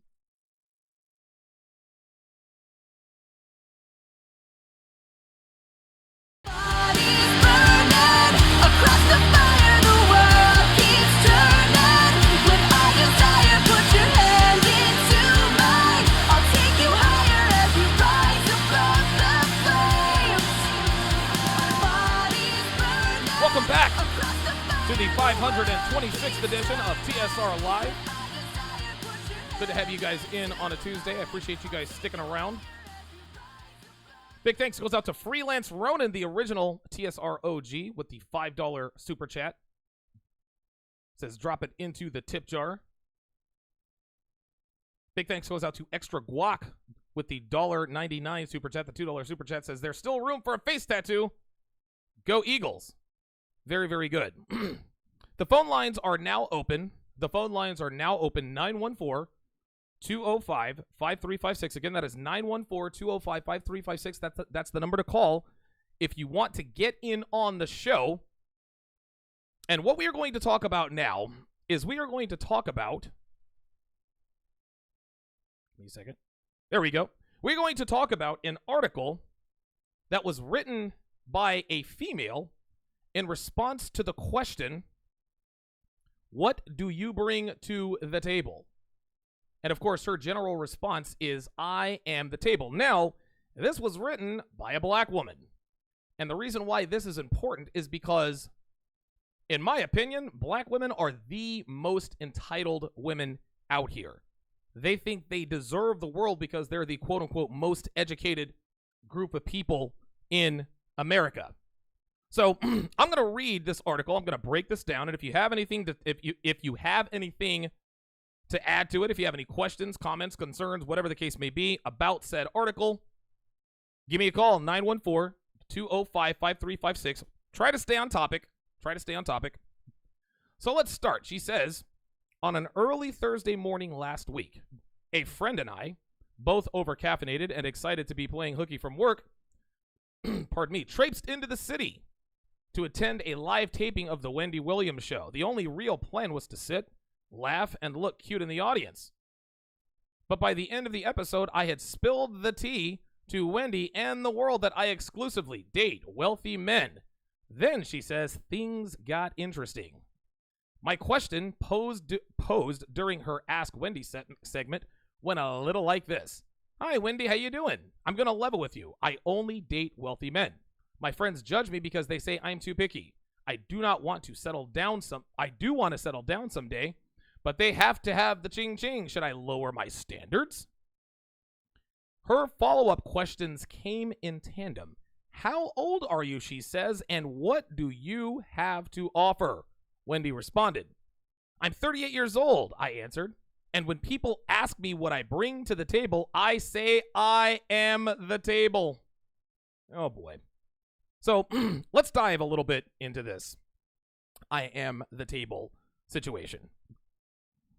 This woman's response it's the kind of response that is geared to win an argument in a crowd of people. This response makes absolutely no sense whatsoever. What does you being the table have to do with what you bring to it? Right?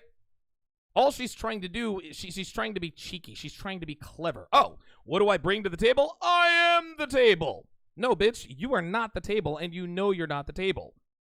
The reason why she said I am the table was, number one, was to win the argument, to look up. And listen, I haven't watched this episode, but I can promise you that when she answered I am the table, I can promise you she got all sorts of applause. Oh, you go, girl. Girl power. Yeah, you are the table. Tell these men that you are the table. Makes no sense whatsoever. Number two, she knows she doesn't have anything to bring to the table. If you have to ask a woman what she brings to the table, chances are she doesn't bring anything to the table. How do I know this? Because if she did, whatever she brought to the table would be readily apparent. If you're dating a woman and she angles for a long-term relationship with you, and you're asking yourself, you know what? I really like fucking her. She looks good, but what else does she bring to the table? You've already got your answer, my man. If you have to ask yourself what a girl you're fucking brings to the table, then you know she doesn't bring anything to the table. If she did bring things to the table and she angled for a long-term relationship, it would be readily apparent to you. Okay, she wants to be in a relationship. Well, she likes to cook for me. She looks good. She sucks good. She fucks good.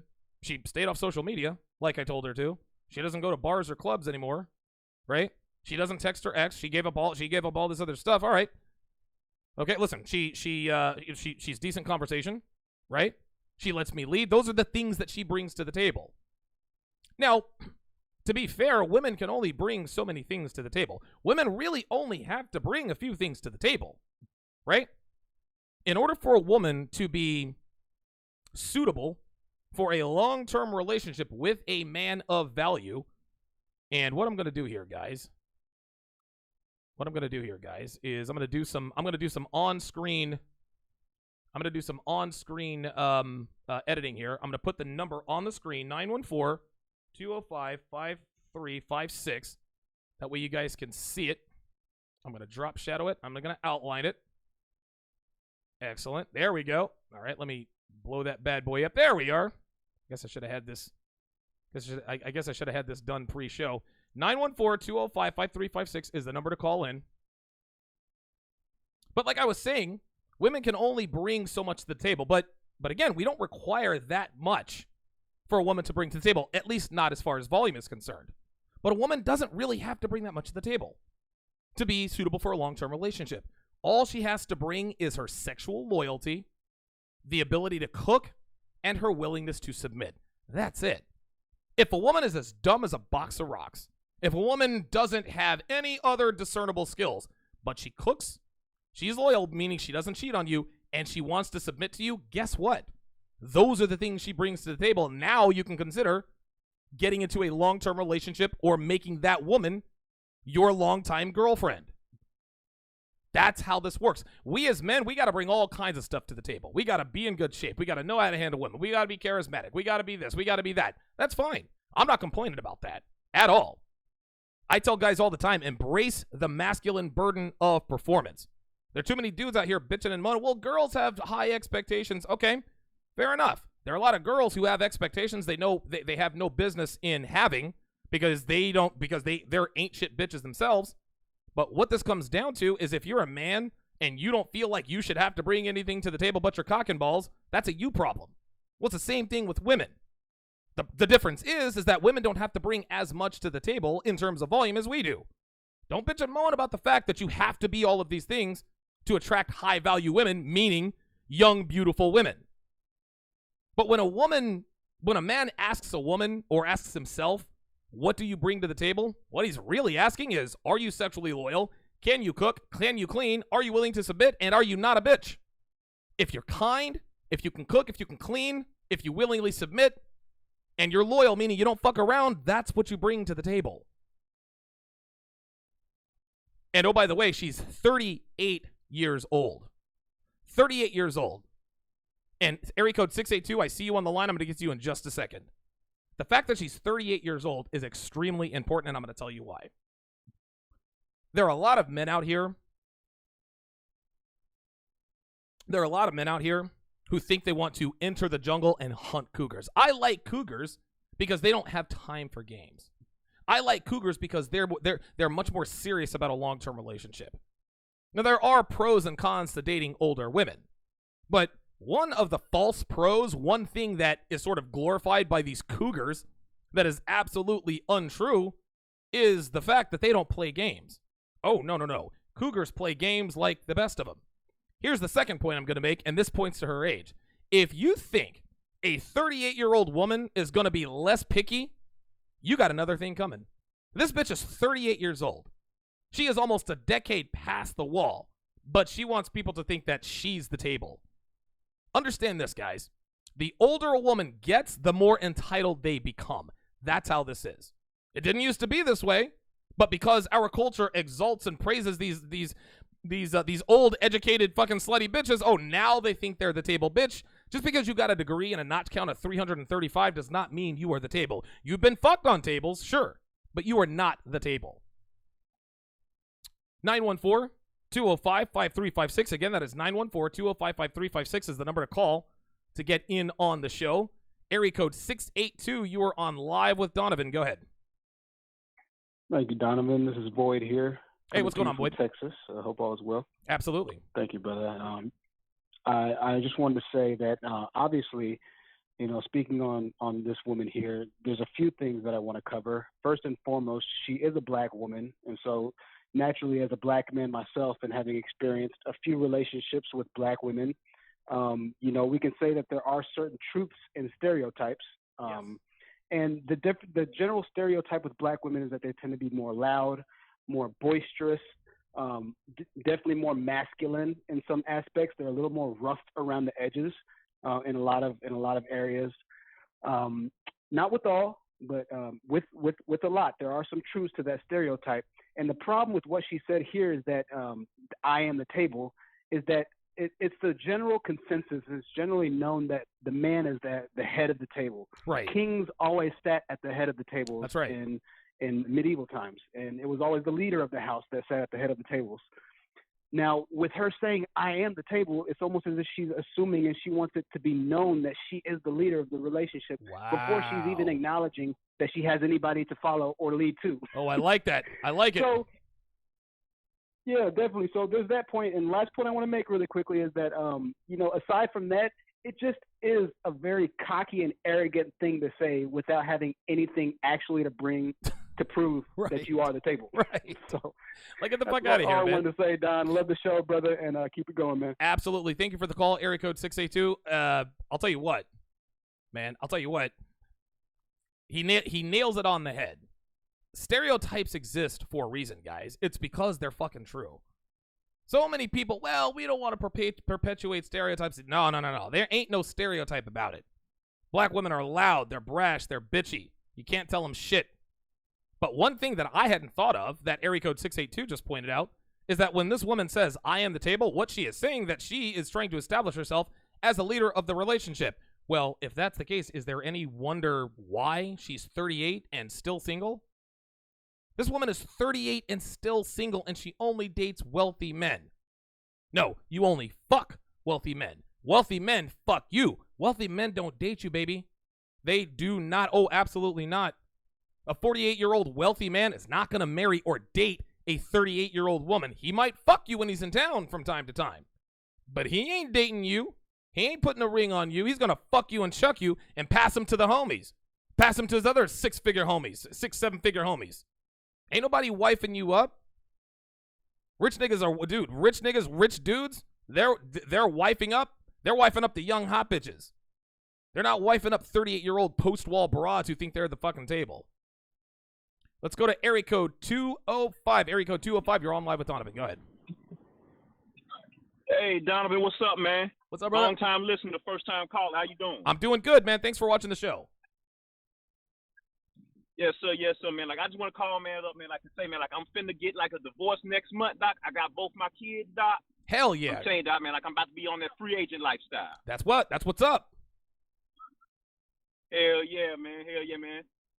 Because my ex-spouse right now, man, I'm telling you, man, that motherfucker, man, just talking all that dang stupid stuff right now, man. I'm telling you, man, trying to put it you know what I'm saying? She tried to tell me that she the prize. Oh, bitch. Oh, my God. I swear, man, see, this is the problem. This is not just indicative of black women. This is indicative of women. Women all the time talking about, I'm the prize. Bitch, no, you were the prize 15 years ago. When women, the moment a woman loses her virginity, she ceases to be the prize. That's how this works. As soon as her hymen is broken, you are no longer the prize. You're fun for a little while, but you are not a prize. No hymen, no diamond is what they say. I'll give you the last word, 205. I'm telling you, man, look. She tried to tell me this, right? She want to be the boss, right? But she don't want that boss responsibility. No, sir. They want all the accolades of being the boss without the responsibility. Yep. Exactly, man. I appreciate the conversation, man. I'm keep watching the show, man. Keep doing your thing. Good shit, man. Thanks for the call, guys, area code 205. And I think area code 205 is in, I think that's in Alabama. But yeah, he's right. Area code 954, I think I might have hung up on you. Area code 954, if you're still watching. If you're still watching, call back, 914-205-5356. I hung up on you on accident. That's my bad. Big thanks goes out to Ken Keys with another $20 super chat. He says, gentlemen, an S corporation costs less than $500 and gives you freedom. Self-employment tax minus profits equals dividend freedom. I'm the table, not a woman. Well said. I'm going to read that again. That's the comment of the fucking chat right there. An S corporation costs less than $500 and gives you freedom. Self-employment tax minus profits equals dividend freedom. I am the table, not a woman. Real talk. Comment of the fucking day right there. Ken Keys in here dropping jewels, dropping knowledge, making it rain. Listen. Making it rain and dropping knowledge, that's hard to do. Very, very hard to do. 914-205-5356 is the number to call if you want to get in on the conversation. Area code 253. You're on live with Donovan. Go ahead. Hey, what's up, Donovan? This is Marcus. How you doing, bud? Hey, Marcus. How you doing, man? Good, good. I missed your first portion. That was the portion that I had emailed in to you. I guess yes. I'll watch it later, but yeah, what I wanted to say is when these bitches are talking about they are the table, we know that women, their emotions make them lack accountability. Right. And being the table, that means that someone needs to bring something to them rather than them having anything to offer. Right. And the reason for this, Marcus, the reason why women think this way is because they're used to getting whatever they want simply because they're women, right? So they think, I have no idea why women think like this, Marcus. They think that their value goes up the older they get. And this is another case of women conflating a man's sexual market value to a woman's sexual market value. A woman's sexual market value is different from a man's. The older a man gets, the higher his sexual market goes, right? The older a woman gets, the lower her sexual market goes. Yet they're steady out here talking about I am the table. I'll give you the last word, Marcus.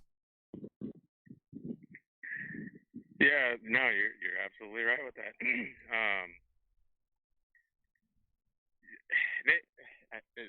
I want to say so much, but I know I have limited time. But no, you're all right. Go ahead, take your time. You know, they that accountability portion. I think it has a lot to do with like what drives them to do what they do. Yes. But as far as just needing and wanting men to bring them things that they don't actually deserve, and they don't have anything to actually say that, yes, you know, I deserve a high-value man. Right. They're not actually bringing anything to the table. They just want someone to bring something to them, and they can live off the man. There you go, man. There you go. Thanks for the call. The show, bud. Absolutely. Thanks for the call, Marcus. Yeah, Marcus was the guy. Marcus was the guy who actually submitted the I forget which article did he submit.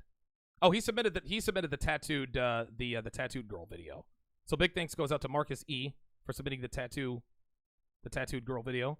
Big thanks goes to Marcus with the $5 super chat, area code 347. I'm going to get to you in a second. He says, best show on YouTube. Just got myself an S-Corp last night on the road to financial freedom. Stay excellent, brothers. Real talk. Real talk. Good for you, Marcus. Getting that S-Corp. You'll be in here dropping knowledge and making it rain, just like my man K Keys in no time. 914-205-5356 is the number to call if you want to get in on the conversation. Let's go to area code 347. You're on live with Donovan. Go ahead.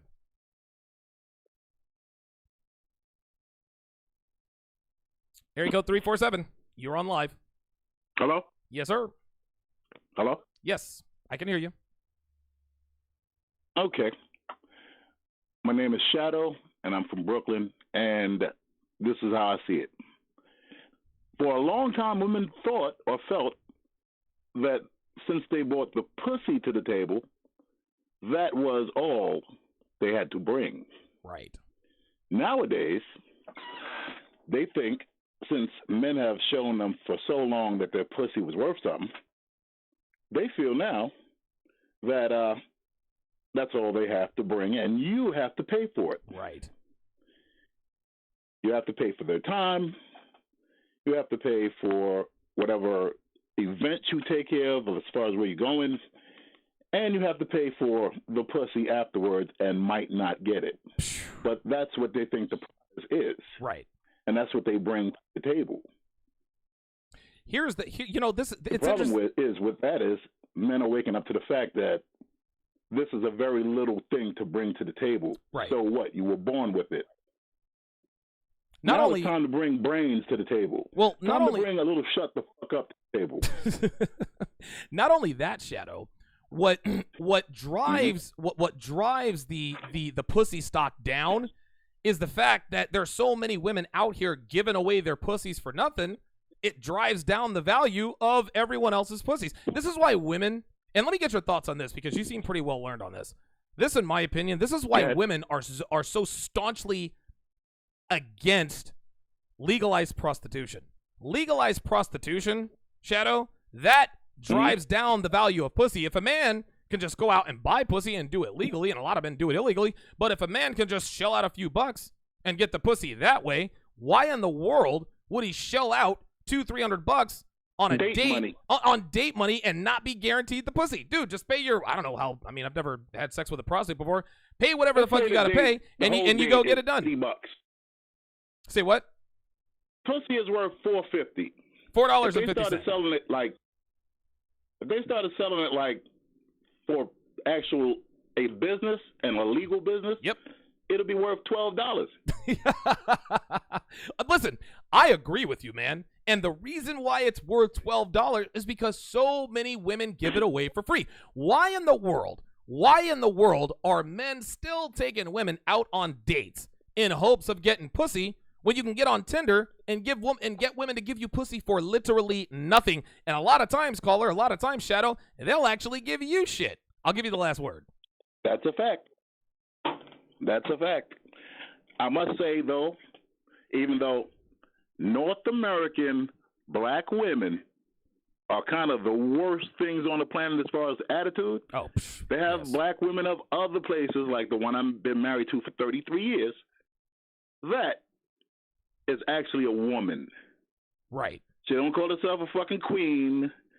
She don't do all that loud shit. She doesn't hang around a bunch of people. She doesn't do social media. Good. She does none of that. She just acts like a fucking woman. She goes to work and she comes home. She does what she has to do in the house. I have nothing to say to her or about her in the regard of being a woman, and this is what women need to copy. They can't get it, though. Nope, they can't. Listen, they can't get it, and they're not interested in getting it. Thanks for the call, Shadow. Shadow out there in Brooklyn with those words of wisdom. Area code 512, I'm going to come to you in just a second. Big thanks goes out to Blue Lion 7342 with the $5 super chat. Says, what can women possibly bring to the table other than sex and looks? Feminism always says this BS, but when you call them out, they call you a misogynist. Yeah, right. Listen, men are starting to wake up. Men are starting to understand that you don't have to take women out on dates to get laid. Men are starting to understand that it's going to take a lot more than just good looks to lock us down. Listen, nice titties and a fat ass, okay, that gets you all the dick in the world, but dick doesn't mean squat to women. Women get dick anytime they want. No, what they want is the commitment, right? But what they do is they overestimate our need for something that women are giving away readily for free, right? Like, that's how that goes. Constantly overestimating their own vaginas. 914-205-5356. Area code 512 is up next, followed by area code 718. Let's go to area code 512. Area code 512, you're on live with Donovan. Go ahead. What's up, Donovan? What's up, brother? How you doing, man? I'm doing good. My name's Patrick. I'm a Tao of Badass disciple, and been practicing this stuff since 2014, 2013. Okay. And found out that, you actually fall into your role as a man. It's real easy for a woman to fall into her role. And these men really got to understand, you have to live your masculinity. She will pretty much follow your lead. And now, even when she does follow your lead, she's going to naturally give you shit tests. Of course, you this know is what they do. And you have to be ready to answer the call, and she'll respect that. She won't even know she's doing it. You know what I'm saying? Yep. But when she sees the result after you are able to, withstand the test, the trust comes in.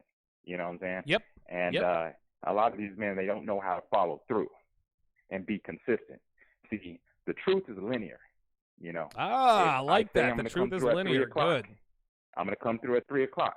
Women aren't linear. Women are emotional. That's right. Okay? So whatever they're feeling at the moment, is how they're going to respond. Right. But a man knows, even if I'm anxious, even if I'm nervous or scared, I'm still going to come through with the appropriate response. And yeah, that's pretty much. I love your work, and hell, even my wife loves your work. Wow. You know what I'm saying? And yeah. Well, I mean, we'll listen to your show, and she's like, "Wow, yeah, that's spot on. That was me in my 20s. That was blah blah blah." Right. You know what I'm saying? Right. And she's just one of those women that are very honest. And if you show her, hey, this is how this works, A, B, C, D, E, F, G, she's like, oh, I get it. But a woman by herself, she's all over the place. Absolutely. And you have to take that lead. And I know that you were telling your audience, hey, don't listen to these dudes that say don't date a woman over 25. I'm glad you called that bullshit out. I met my wife at 38. Right. You know what I'm saying? And she was just ready. You know what I'm saying? No tattoos, none of that shit. You know what I'm saying? But she was ready. All her friends are feminists, and you know what I'm saying? The ones that follow the feminist mantra, they're divorced, unhappy. And the ones that actually take they let their husband take the lead, they're not really feminists. They just agree with the ideology, but they're not really feminists. Right. You know what I'm saying? And Absolutely. These are the things that a lot of people got to understand about how women are. You know what I'm saying? They don't know what they're doing sometimes. No, they don't. You know Women, up to you. Yes, Yeah. women cannot be trusted to their own devices. And most of the time, caller, women know that they can't be trusted to their own devices, but they make bad decisions because they can't meet a man who will guide them. That's just how this works. And something you said at the top of the call. And you said that. No, go ahead. Yeah, and you said that Devin, she was really resistant at first, but now you see how she trusts you. Oh yeah. You know what I'm saying? Oh yeah. And y'all are able to plow through. You know what I'm saying? I didn't get a lot of resistance from my wife. She was ready. She was just like, you know what? I'm ready for a man. I'm ready to settle down. I'm ready to do this. You know what I'm saying? And when I stepped in, I was able to kind of redirect everything, and she took the lead. There you go, man.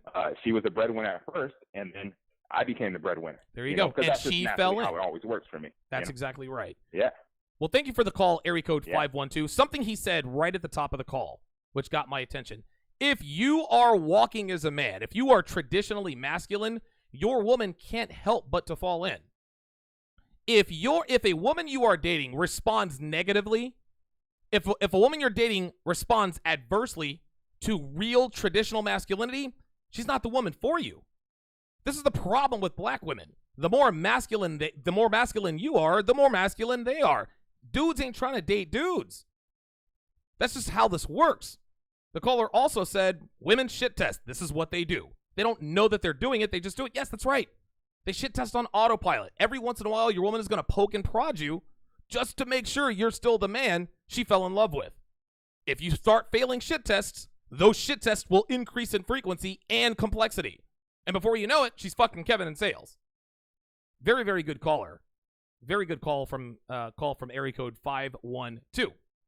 914-205-5356 is the number to call. Let's go to area code 718 and 225 and 916. 718, you're on the air. Go ahead. Donovan, pleasure to meet you. You too, man. Can you hear me? Yes, sir. I can hear you. I was listening to your show, and I want to salute the last caller. He's lucky that he got married, found somebody that could fall in line with him. Me, on the other hand, I'm a hardworking black guy, quote-unquote educated. Okay. And I think these girls, they talking a lot of crap, if you ask me. They're talking about there at the table when the men are the backbone of this country, who built the country economically, financially, you name it. And truthfully, can they raise a child? Can they clean? Can they cook? Can they listen? Can they carry out a directive? And not flirt with the plumber. I mean, right. Those are basic things I look for. Right. No, listen, you make a very good point. And thanks for the call, area code 718. Men are not the backbone of this country. Men are the backbone of the world. Anytime a woman comes at you with a women are superior to men, use the look out the window trick. Oh, women are superior to men, huh? Look out the window. Who built the buildings? Who built the building that we're in? Who built this chair? Huh? Who invented who invented this? Who built who invented the iPhone? You're texting you're texting all your lovers on, all the guys who are fucking you. Right? Who built the car that you drive? Who engineered the car that you drive? Listen, just because there's a bitch in the office doesn't mean she's doing anything. Men are absolutely superior. Men are the backbone. Men are the backbone, period. Women are just along for the ride. 914-205-5356 is the number to call. Let's go to area code 225. Area code 225, you're on the air. Go ahead. Hey, Donovan, Baton Rouge, back at you. Baton Rouge, what's up, brother? How you doing? Doing good, man. Pretty good. Oh, okay. Everything you guys are saying are just on key. You set the rules in the very beginning. Mm-hmm. That creates a leader. That's leader. right. If you don't have a leader, nobody can be led. And women need to be led. They can't be led to their own devices because they're screwed up immediately. And my dad had a saying says, "No rules creates more fools." Oh, because I like that. if you're fooling yourself and you're fooling your woman, if you don't have that leadership quality in the very beginning, and the main thing that you say all the time, you preach it to guys day in and day out, be crystal clear about your rules. That's Set right. that in the very beginning. Yes. Because yeah, and I want you to comment on this. Every job, even nature, has laws and rules. That's right. And if you take a woman and put her as a head, it's going to fall off every time. That's right. And if you can't go to a job and create your own order because you get fired. So we need to fire these women before they start to take our leadership away from her. And I don't want to be quiet and let you comment on that. Absolutely. Thanks for the call, area code 225. Yeah, you have to establish the rules from the onset. And I'm going to get to you in just a second, area code 916. You have to establish the rules. I cover this in my 7-hour 5-part audio course, How to Build a Quality Woman from the Ground Up. Section 3 is setting boundaries and expectations. As important as it is to set boundaries and expectations for your woman, it is even more important to enforce those boundaries. Boundaries are useless if you don't enforce them. You can't tell your woman do XYZ. You can't tell your woman, well, if you don't do XYZ, then ABC is going to happen. She does XYZ and ABC doesn't happen. Guess what? That's not a boundary. That's just you running off at the mouth. Any idiot can make rules. Any idiot can say, well, I want this and you better not do that. But it's the real men who enforce those boundaries. You enforce those expectations. You enforce those rules. Make all the rules you want. Doesn't mean jack shit if you don't enforce those rules. 914-205-5356 is the number to call if you want to get in on the show. Area code 916. You're on the air with Donovan. Go ahead. She does XYZ, and she doesn't have to. Guess what? That's not a boundary. Area code 916. I'm having a little trouble hearing you because I think I'm on speakerphone. I want this, and you better not do that. But it's the real men who enforce the boundaries. Area code 916. You're on the air. Yes. Oh man, what's going on, Ryan, man? How you doing, man? Doing good. Yeah, turn down your phone or radio or whatever. Yes, sir. Am I good now? You were good. All right, man. And you changed my life, man. Well, I appreciate you saying that. All right. I've been reading Rollo Tomasi and watching you guys' videos, man. And I had this one girl I was dealing with, and I was in my blue pill stage and taking her out and doing everything and listening to your technique. And then eventually I just started ignoring the girl. Drove her crazy, man. Well, that's how it goes sometimes. It is unfortunate. It is unfortunate that the worse you treat women, the better they treat you. It sucks that it's like this, but this is what's necessary. I'll give you the last word. All right. Just having you guys around, man, it's actually beneficial towards men. This Rollo Tomasi book is changing men's lives, and I'm glad it came to my life because I don't know where I'd be without it, man. Thank you, sir. Absolutely. Thanks for the call. Area code 916. I always like getting calls from guys who tell me about the palpable changes. Hey, you helped me to do XYZ. I love doing that. Big thanks goes out to Ken Keys with another $25 super chat. He says, in business, anything that doesn't pay you is a liability. Anything that pays you is an asset. ClickFunnels and SEO is how you, or ClickFunnels and SEO is how you get clients. Hashtag economic principles. Ken Keys seems to have pretty sharp business acumen here. Appreciate that, Ken Keys, with another $25 super chat. Beastly Nerd with a $5 super chat says, someone should remind her that, quote, tables are replaceable and don't last forever. So it's just another metaphor for the wall. Very good. Freelance Ronan, the original TSR OG, with the $5 super chat, says Donovan is teaching. I try. I do it for you guys. Let's get back to the article here. And again, if you want to call in, 914-205-5356. That's the number to call. Give me a second here. There we go. All right. Excellent. So she continues. It says, quote, the audience cheered as Wendy shook her head and looked at me with a mix of judgment and disapproval. A tense conversation ensued both on and off camera, with Wendy ultimately telling me I need to grow up. Little does she know, she says, only a fully grown woman can make the declaration I did and mean it. What does that even mean? What does that even mean? Only a fully grown woman. There's another useless statement. A fully grown, like, what is that? What she means when she says fully grown woman is a woman of value, bitch. You don't know what you're talking about. Only a fully grown woman can make that declaration. This woman is talking nonsense. Well, only a fully grown woman can make the declaration and mean it. No. Only a fully grown woman who's past the wall and doesn't realize that her sexual market value has tanked makes those kinds of statements and means it because she's delusional. Get the fuck out of here with that. Little does she know. To provide some context, she continues, which many, including a large barrage of online trolls, completely missed at this age, I'm old enough to have lived the struggle love fantasy more than once.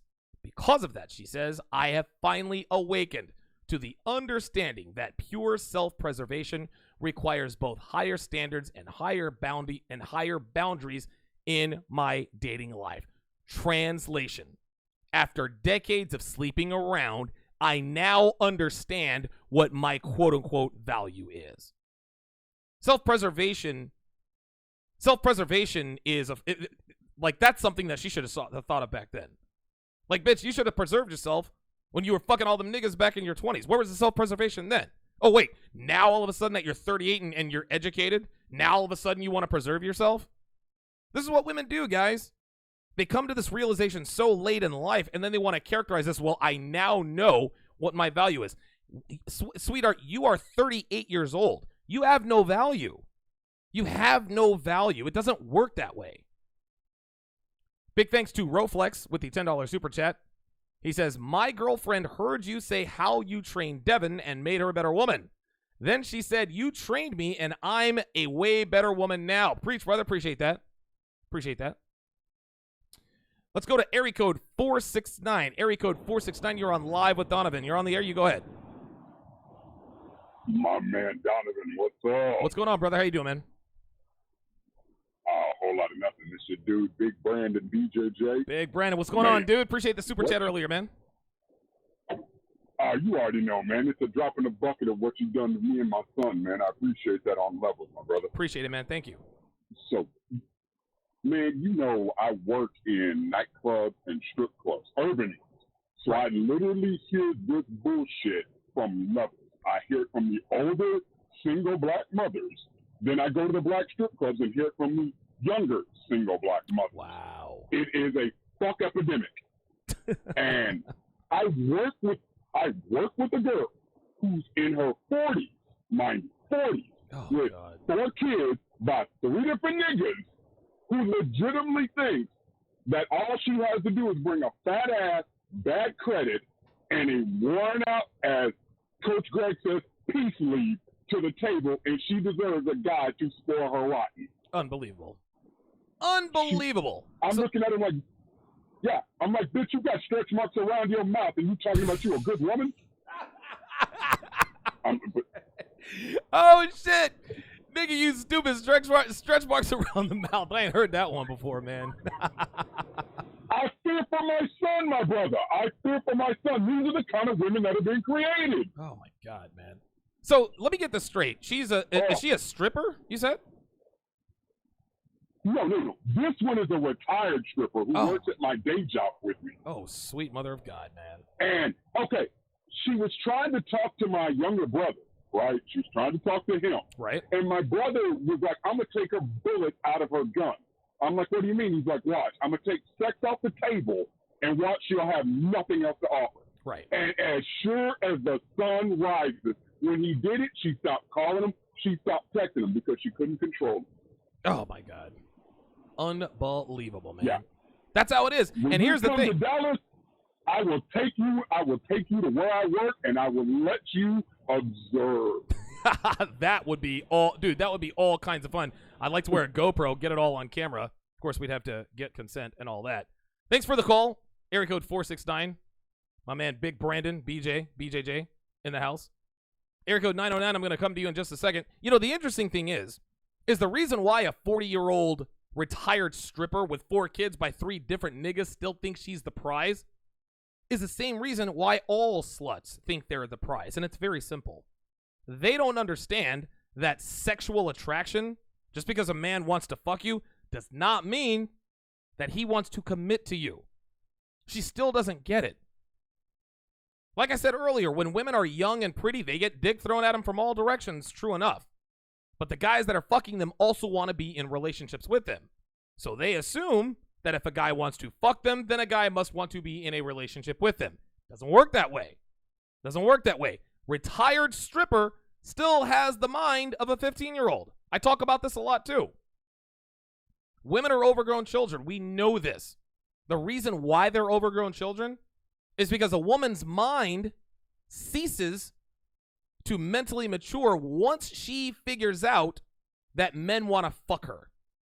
This is why we have 26-year-olds who still act like 14, 15-year-old girls. Because at 14 and 15 years old, they figured out, oh, wait a minute, guys want to fuck me. Guys want to have sex with me. What this does is this causes the female brain to stop maturing mentally. And the reason for that is that male sexual attention, that is the ultimate self-actualization for a woman. The physical purpose of life for a female is to reproduce. In order to reproduce, you must have men want to reproduce for you. That is the physical purpose of life. So as soon as they find out that men want to have sex with them, in their minds, in their little hindbrains, there's really nothing else they have to do. Well, why do I need to learn to cook or clean? Why do I need to be kind and pleasant? Men want to fuck me anyway, so I'm just going to be. This is why when you're dating that 35-year-old post-wall slut, this is why she still acts like she's 16 years old.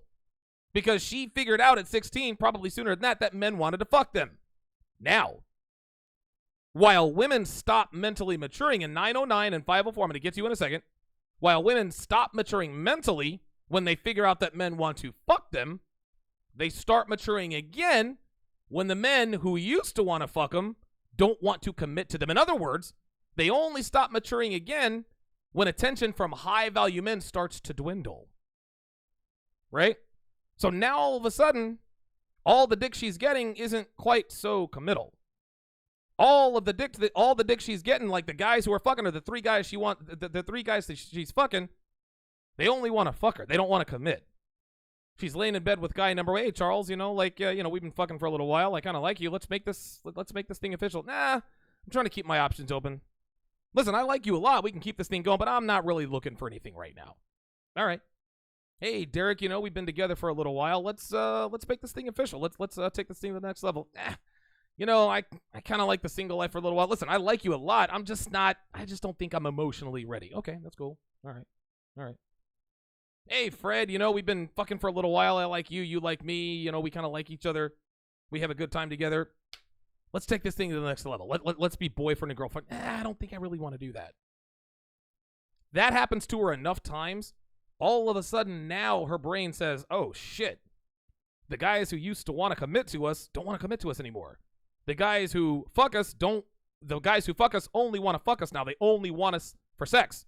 So what do women do? Now all of a sudden her brain says, okay, we need that same sexual attention. We need for these men to continue to want to commit to us. Well, obviously I don't look as good as I do, although I'm still hot. I can still get dick. So the brain now all of a sudden starts to mature a little bit. Okay, well, maybe you need to be a little bit kinder. Maybe you do need to learn how to cook. Maybe you do need to learn how to clean. Maybe you do need to be a little bit more submissive.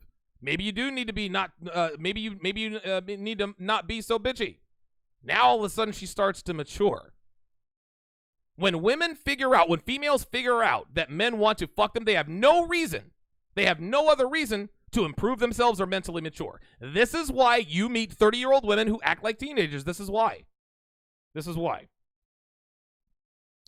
914-205-5356. Let's go to area code 909. You're on live with Donovan. Go ahead.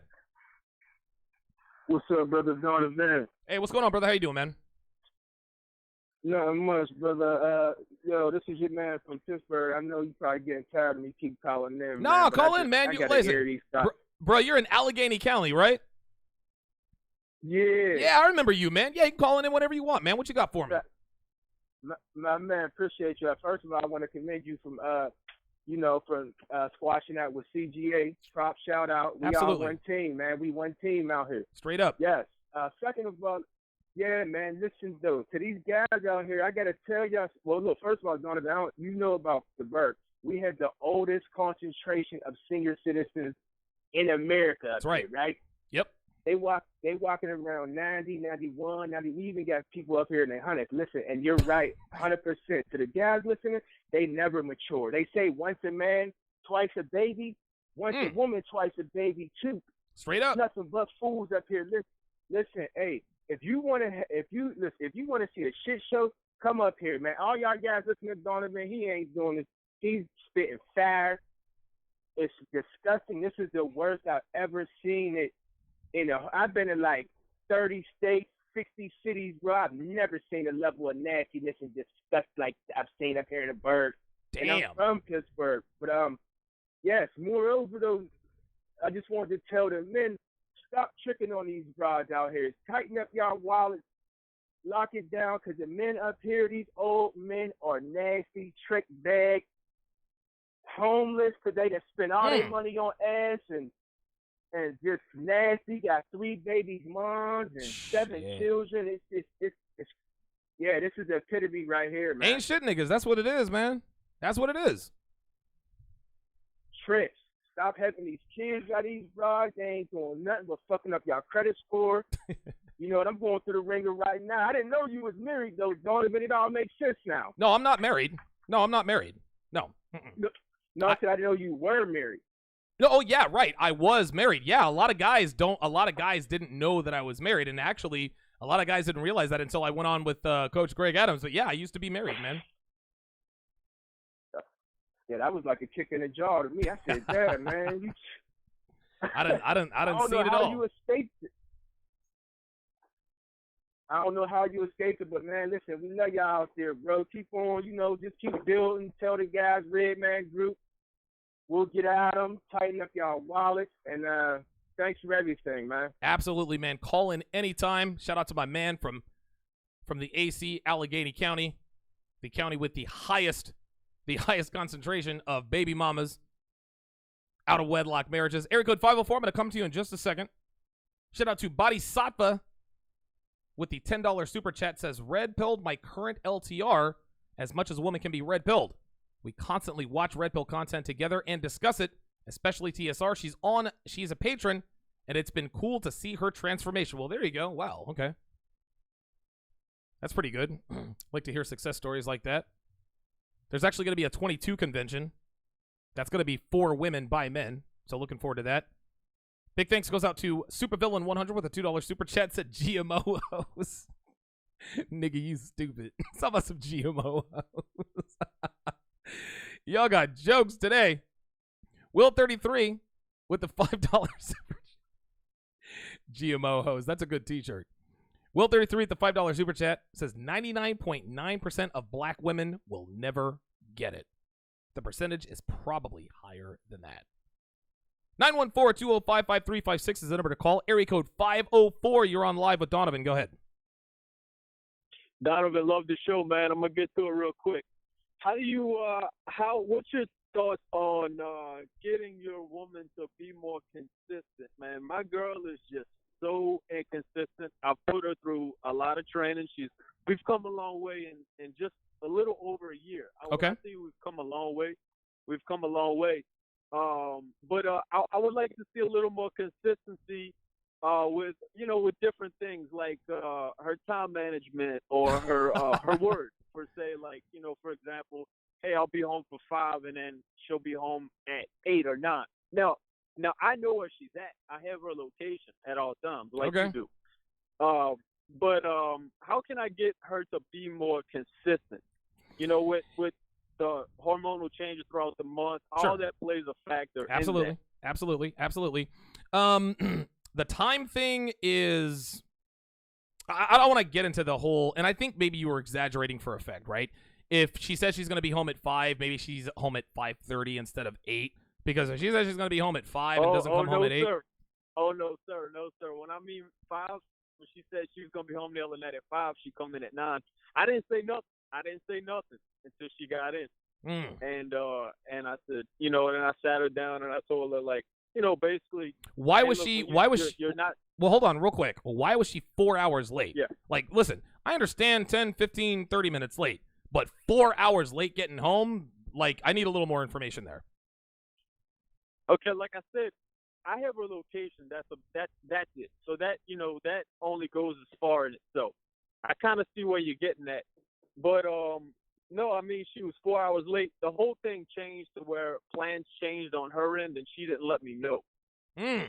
Now she stayed in the same location, but she was supposed to be going to help her cousin do something, and her cousin wound up not being able to get there on time. So, you know, that delayed her an hour.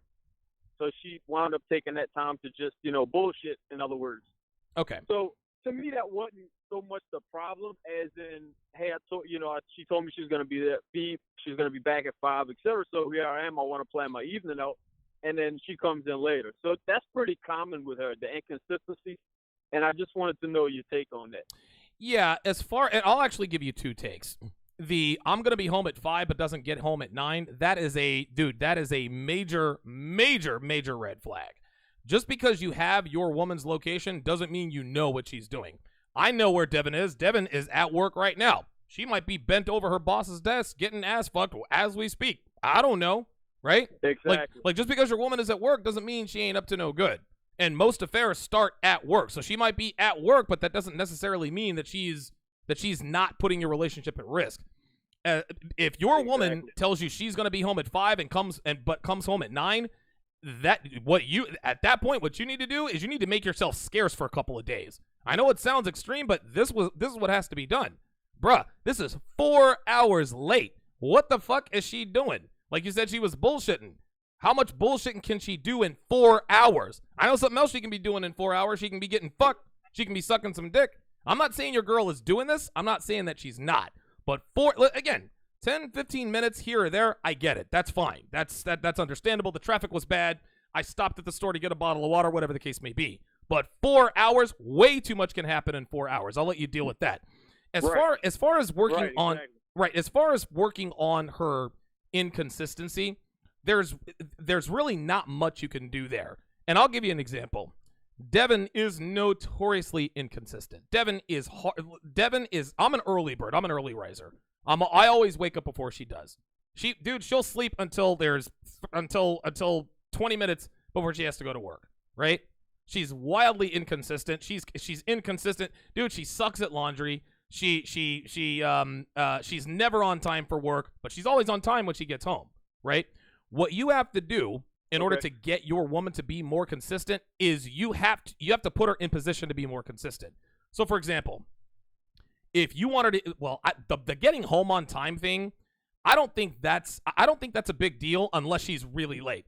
I don't know. Devin comes home at different times every day. I don't really pay attention. She usually gets home between 5 and 5:15, right? Sometimes she'll be home at 5:20, 5:30, whatever the case may be. I don't make too big a deal about that. Your woman is going to come home at different times. If there's like a 10, 15-minute variance of one way or the other, nothing to be alarmed about. But consistency is what we're looking for. Devin sucks at laundry. Yeah. She doesn't like doing it. So what did I do? I hired a laundry service. We have a company who comes to our place, picks up our laundry, washes it, and brings it back the next day, right? That's what we do there. Devin sucks. She used to walk the dogs she used to have a fucked up time walking the dogs. So I said, here's what you're going to do. And I did this twofold. I said, to help you wake up in the morning, when you wake up, you're going to walk the dogs during the day, and I'm going to walk them at night. So the only way you can get your woman to be more consistent is by putting certain parameters in place. Put certain rules in place. make changes, make certain edicts. Because if there's one thing I know about women, they're naturally inconsistent. That's not a red flag, right? Okay, so your woman gets to work late every once in a while. Big deal. Okay, so she sucks at the laundry. Okay, so she doesn't like doing so she's terrible at doing the dishes, whatever the case may be. Okay, so she cleans she doesn't clean the living room every day. That's not a big deal. But if there are things that are affecting her life and your life, you need to be the guy, you need to be the leader. Put things in place. Put parameters in place. Make rules. Set expectations. Set boundaries. Have a schedule for her, right? Expecting a woman to correct any. You know, there has to be some sort of a motivation, like basically a punishment, if those standards, those boundaries are pushed a little bit. I think we're talking about two different things. Boundaries being pushed, that's her engaging in behaviors that are conducive to infidelity, right? That's what you should have established way in the beginning. What I'm talking about are trivial things. Like I said, Devin sucks at laundry, so I hired a company to come do the laundry, right? Devin loves to drink water. She probably drinks like a gallon of water every day, right? So what I did to keep her from drinking tap water, I got a bottled water service. We have the people come in and they give us the big bottle of water. It's one of my cats. In other words, go ahead. You take it upon yourself to make the change. You don't wait for her to make the change. You make the change for her. Absolutely, yes. So I'll give you a quick example. Let's say. What about time management? What about inconsistent or poor time management per se? Give me an example. Well, like I said, you know, basically what I did the other day was she wasn't back at 5. I'll say, okay, I'm going to get something to eat. Went and got something to eat. Went to the gym. Didn't hear a word from her. Didn't say nothing to her. But I was waiting for her to say, "Oh, what's up? Where you at?" Well, then that would be my cue to say, "Well, I'm at the gym." Well, why you didn't tell me you're at the gym, et cetera, et cetera. Okay, what you're hold on, quickly. What you're describing to me is not inconsistency. What you're describing to me is a woman pushing those boundaries. Again, you said she was supposed to be home at 5, but she went and got something to eat, bullshitted with her cousin, and then went to the gym. I went and got something to eat, and then I went to the gym. Okay, during that time, I said, "Well, I'm not going to sit around here and just think, you know, maybe she'll come back, we'll have dinner, et cetera, like the normal evening. I'm just going to go ahead and do my own thing." Sure. You know, and I was waiting for her to question me on that, and I was going to say, "Well, listen, you know, I don't respect people's time that don't respect mine." Do you live with your girlfriend? Yeah, we live together. Okay. The first thing I'll tell you is never explain anything to her. Don't say, "Well, I don't respect people's time who doesn't respect mine." Inconsistency doesn't sound like that's the problem here. The problem here is, what is she doing for 4 hours after 5 o'clock? And see, that's the least of my concerns. Listen, hold on real quick. Yeah. I appreciate you watching, and I appreciate hold on. I appreciate the support. But your woman being 4 hours late should not be the least of your concerns, my friend. Like, that, to me, that's major, man. Like, I thought what you were talking about in terms of time management, my girlfriend's always late. She's always rushing for projects. She never has time to do everything. What you're describing to me isn't time management. What you're describing to me is a woman disrespecting your time by being somewhere for 4 hours when she's supposed to be with you. That's what the issue is. Okay. So you're asking me what to do to squash her being 4 hours late? Yeah. Okay. Easy. If she's supposed to be home at 5, but she doesn't get home until 9, right? If she's supposed to be home at 5, right? Okay, if she's 5:30 gets here, okay, maybe it's traffic. 5:45, now I'm starting to check my watch. If she's not home by 6, my nigga, you go get a hotel room and disappear. You disappear for 24 hours. That's what you do. She's going to get pissed. She's going to get mad. She's going to do all these things. Guess what? If you guys stay together, I can promise you this, her ass ain't getting home at 9 o'clock at night anymore because she's going to be wondering where you at, right? Well, goddamn, I need to get home at 5 o'clock because I don't want him to disappear again. That's how you handle it. Well, Donovan, what if she leaves me? Then she was going to leave you anyway, man, right? So many guys are afraid to do what's necessary. So many guys are afraid to put their fucking foot down and do what the fuck needs to be done. Well, Donovan isn't checking into a hotel a little extreme. You're goddamn right it's extreme, but you want to know what else is extreme? Your girlfriend being 4 hours late coming home. That's how you fix that. Listen, What's happening is you don't know what the fuck she gets up to between 5 and 9. That's a problem. But guess what? You're not going to ask her because she's never going to tell you the truth. So what you do to prevent that from happening, you disappear for 24 hours. If she ain't home by 5:45, your ass goes and spends the night somewhere else. Turn off your fucking phone. You come back the next day. Where the fuck were you last night? Where the fuck were you at 6? Right? Well, I don't know. Well, where the fuck were you? All right, cool. Is this going to happen every time I'm a little late? Yeah, actually, it kind of is. So now you have a choice to make. You can either be home at 5 o'clock or we can go our separate ways. Either way, there's no sweat off my back. Thanks for the call, area code 504. I appreciate the call. Super chats rolling in. Perry Woods with the $5 super chat says, "You're the man. Keep up the good work." Appreciate that. Dave Berry with the $5 super chat. I appreciate that. 914-205-5356 is the number to call if you want to get in on the conversation. I'm going to continue breaking down this article. The I Am the Table. Let us continue with the article. Hang on a second. All right, perfect.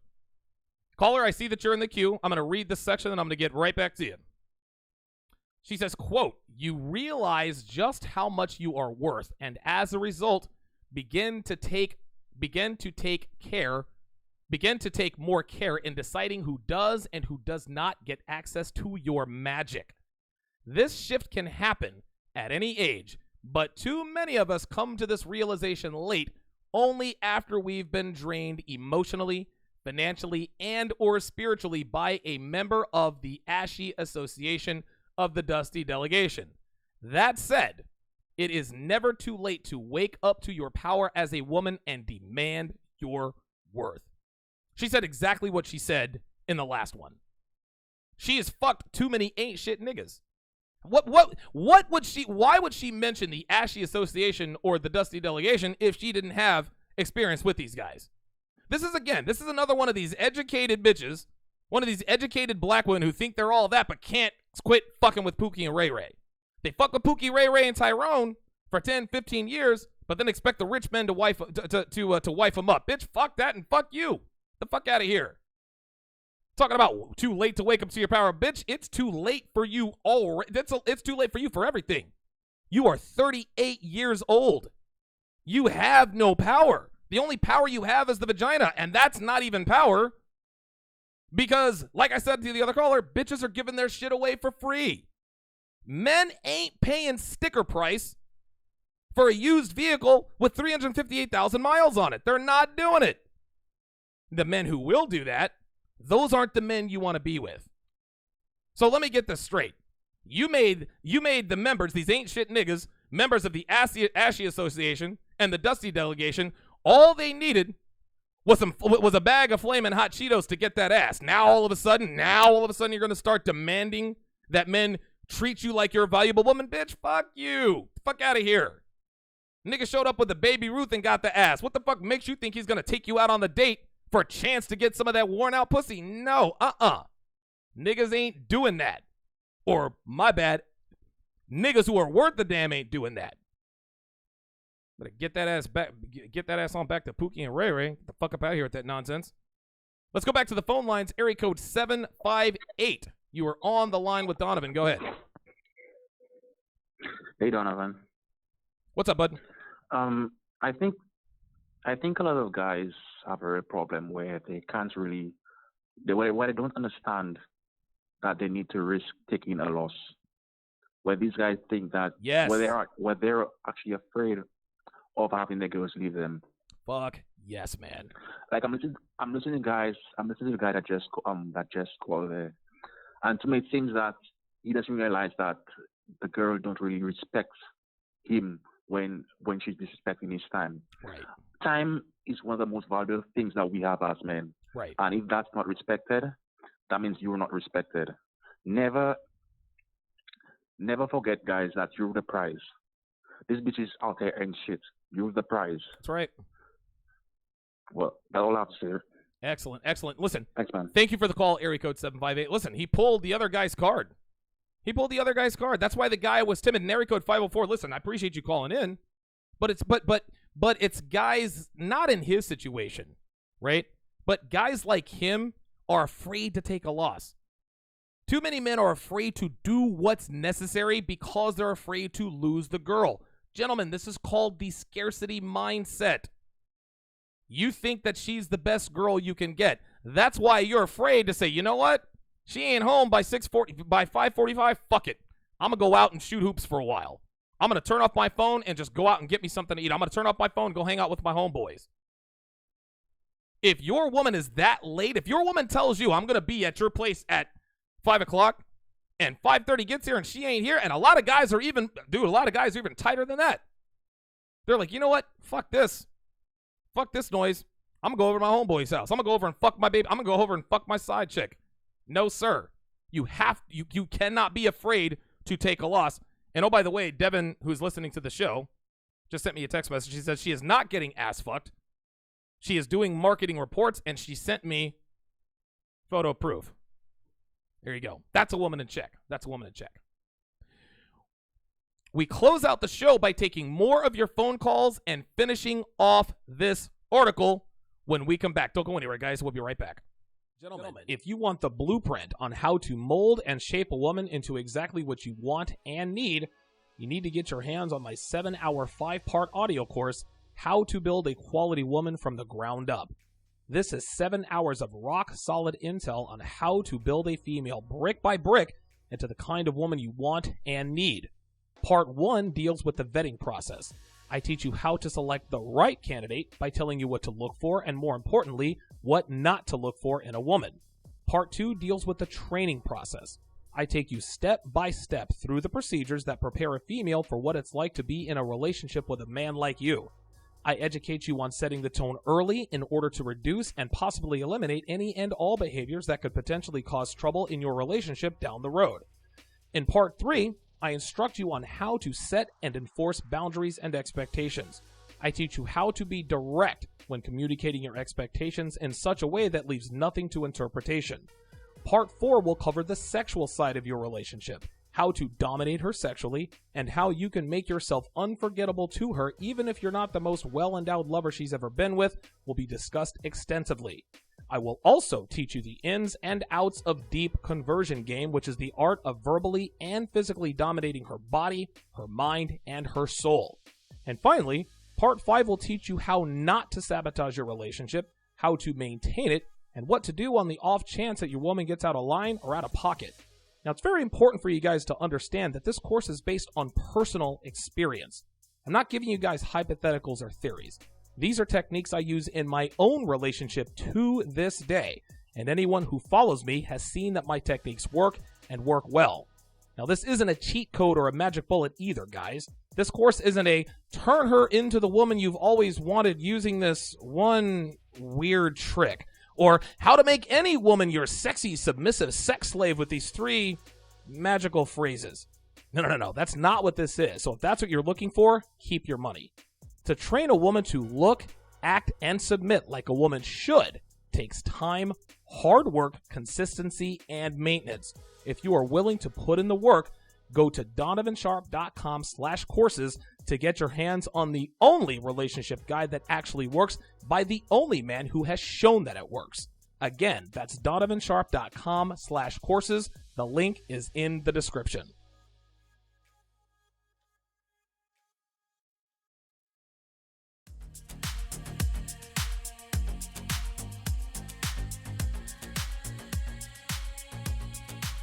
Welcome back to the show. Appreciate you guys sticking around.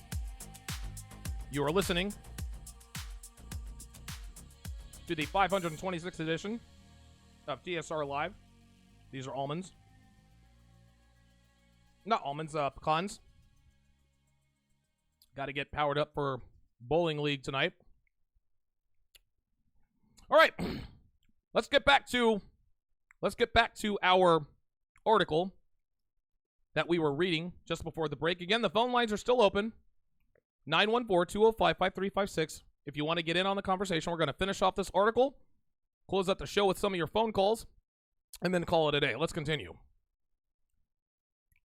Which is why, she continues, Wendy's second question is so infuriating. As a connoisseur of the online dating arts, the, quote, what do you bring to the table line of questioning is a popular male response to any slight indication on a woman's part that she is expecting more than a cup of coffee and a hard penis. Wow.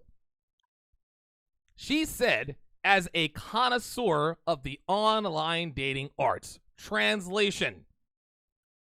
As a slut. I love it when women call sleeping around anything but what it is. Like, she dressed that all the way as a connoisseur of the online dating arts. Bitch, you're a Tinder slut. You're not a connoisseur of the online dating arts. Bitch, please get the fuck out of here with that. And the reason why she's been asked the what do you bring to the table, and for those of you guys just joining us, any woman who gets asked what do you bring to the table or admits that she gets asked this a lot is telling on herself. Ladies, if a man has to ask you what do you bring to the table, it's clear that you don't bring anything to the table. That's not an indication that you're expecting more than just a cup of coffee and a hard penis. That's an indication that you ain't shit. A man is asking you what you bring to the table because he doesn't see what you bring to the table, sweetie. Let's continue. The response, quote, I am the table is my way to communicate concisely that, yes, I have it all. Beauty, brains, credentials, etc. You should actually be trying to impress me, not the other way around. No, baby girl. Once you're 38, you can no longer call yourself beautiful. You just can't do it. Listen, I'm sure there's some hot 38-year-olds out there, but hot girls are only for fucking.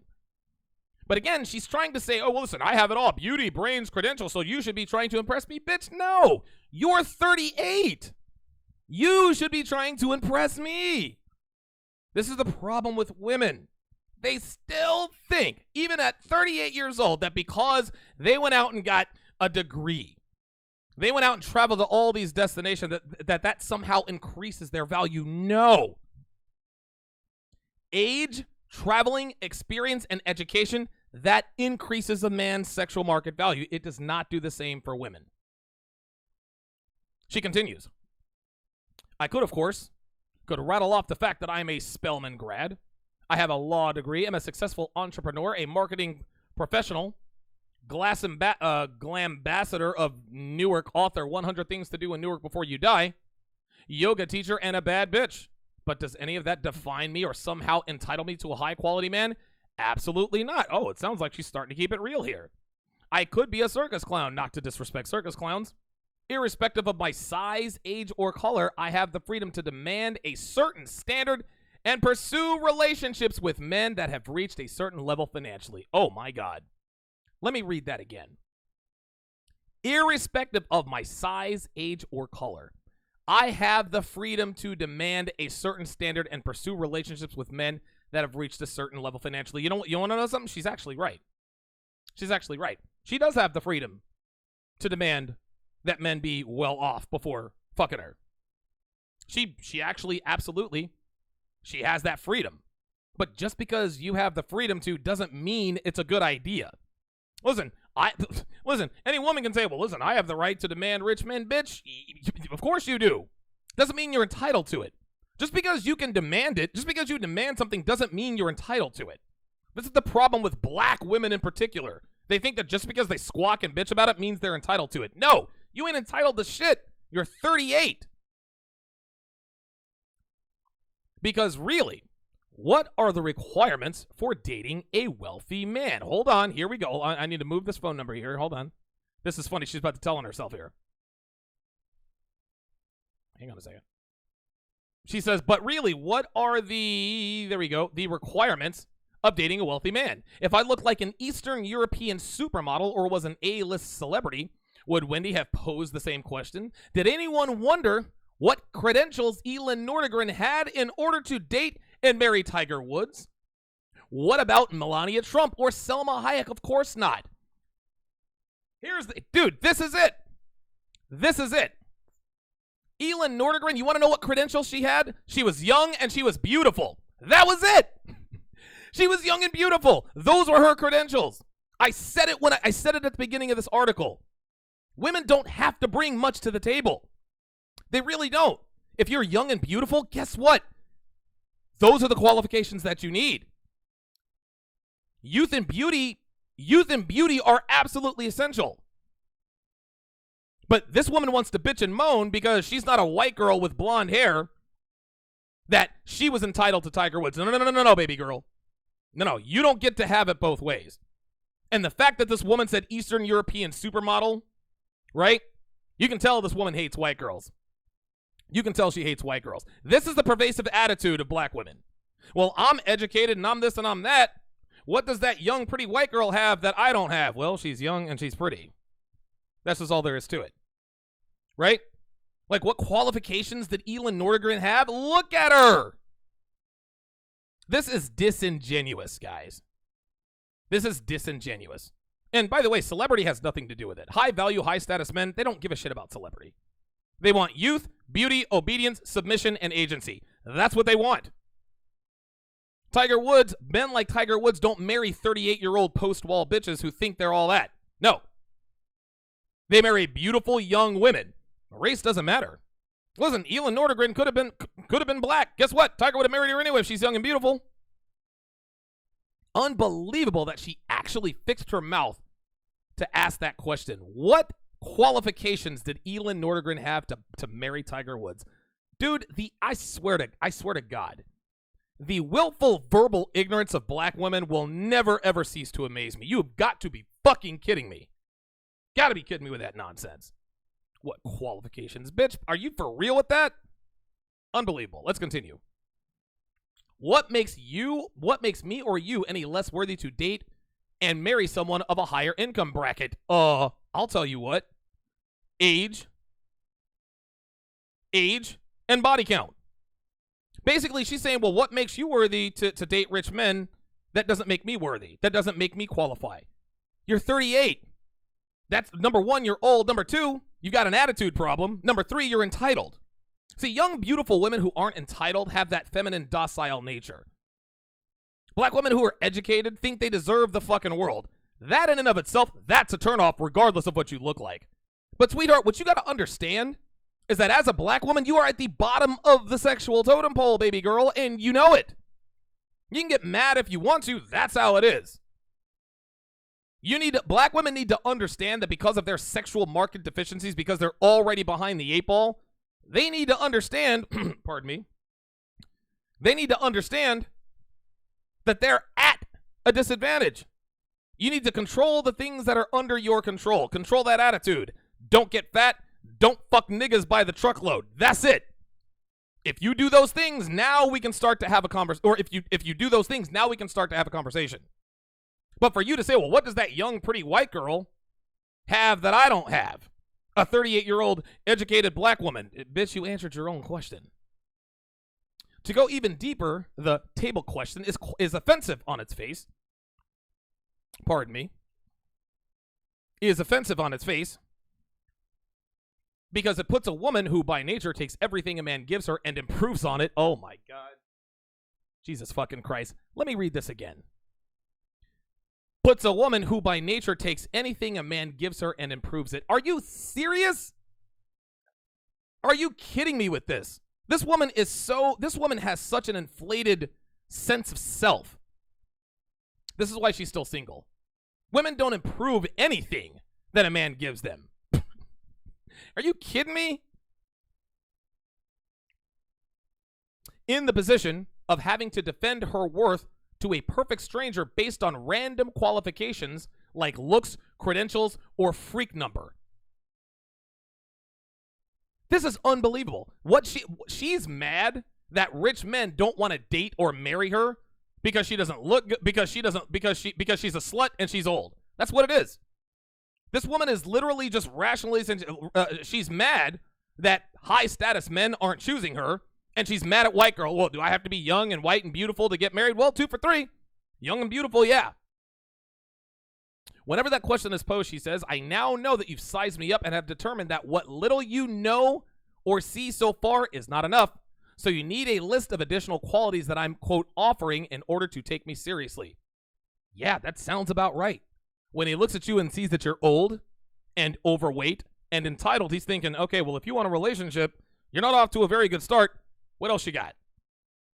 No, what you have to offer is not enough to lock down a high-status male. That's your problem.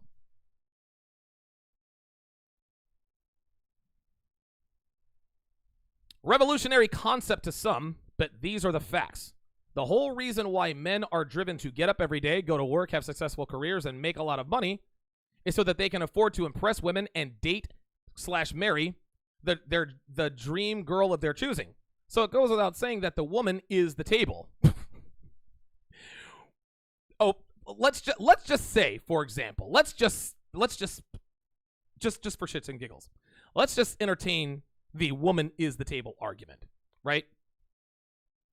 If a man has a successful career, if a man has high status, if a man has money, if he's worth a lot of money, 6, 7, 8 figures, whatever the case may be, he can marry women of their choosing, right? But to high status men, a woman is never the table. Women are just a perk. Come on. I mean, oh my God. This woman she's overvaluing someone else's pussy.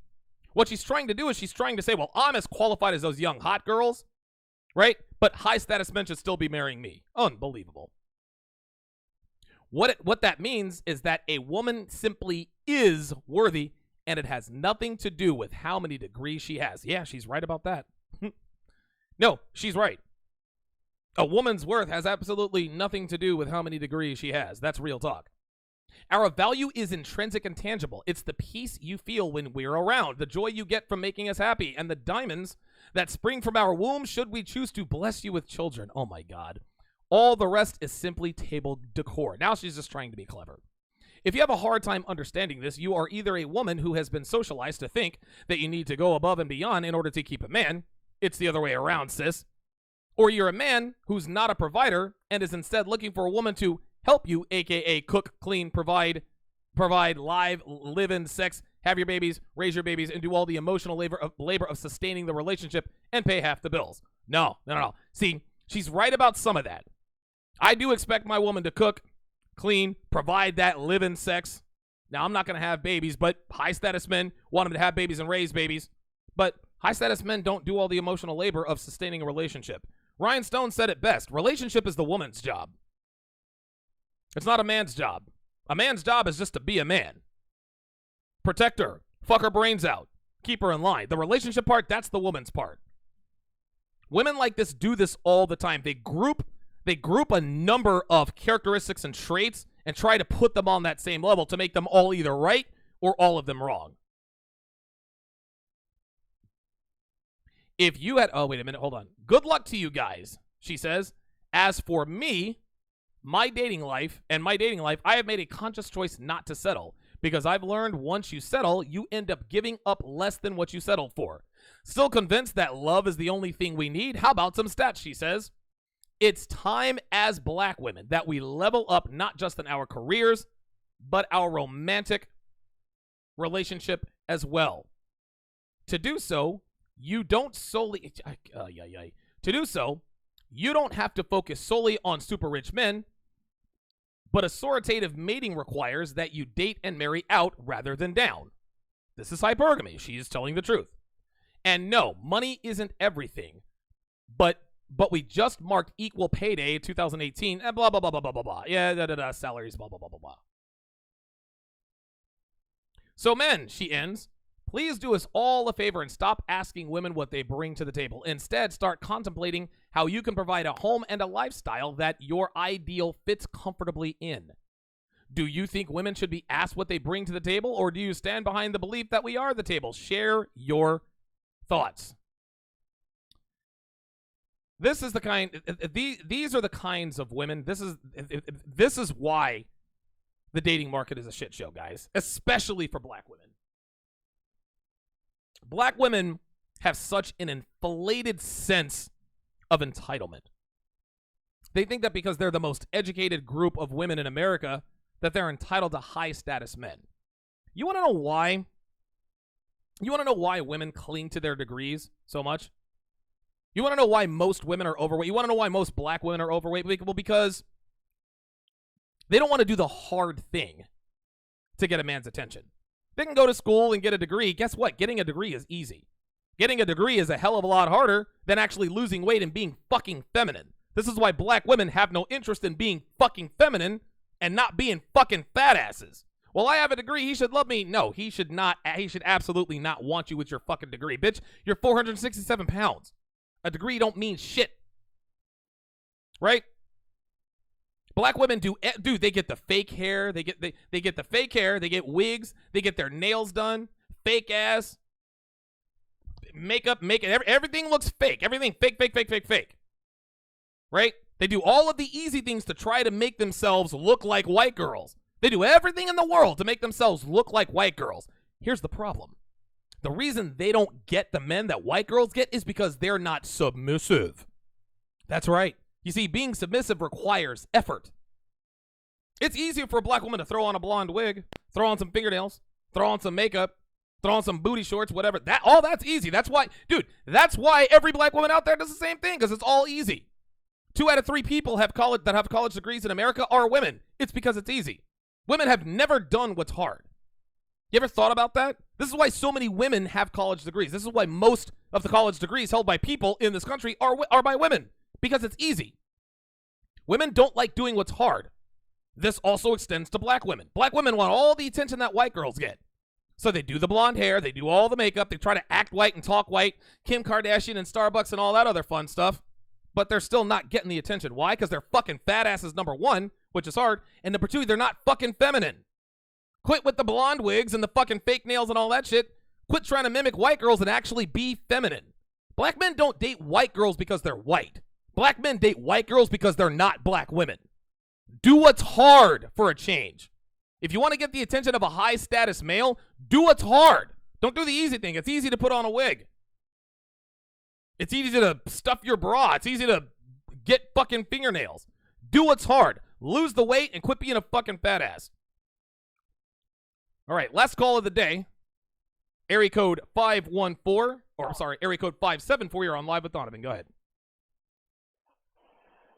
Not sure I could agree with you more.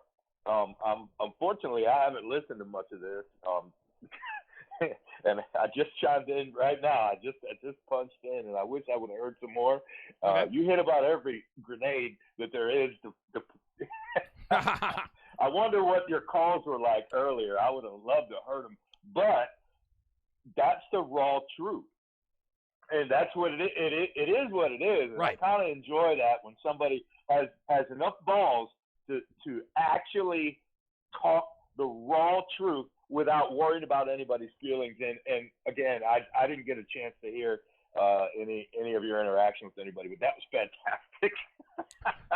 That's great. That's all I can add right now at this point. If the show's over, I can't. Go back and watch the replay, man. Go back and watch the replay, and you'll be able to see that. I appreciate you calling in, man. Thank you for watching. All right, brother. All right, area code 323. You're on Live with Donovan, and you go ahead. Hey, Donovan, man, I'm watching your show, and I just want to give out my opinion on that black girl that's from England. Mm-hmm. Oh, yeah. Oh, yeah, okay, like with her, like it's funny because they bring God into this, and like she's over the hill. Why would God send like this over the hill chick with a good man? God wouldn't want that, God would want a man.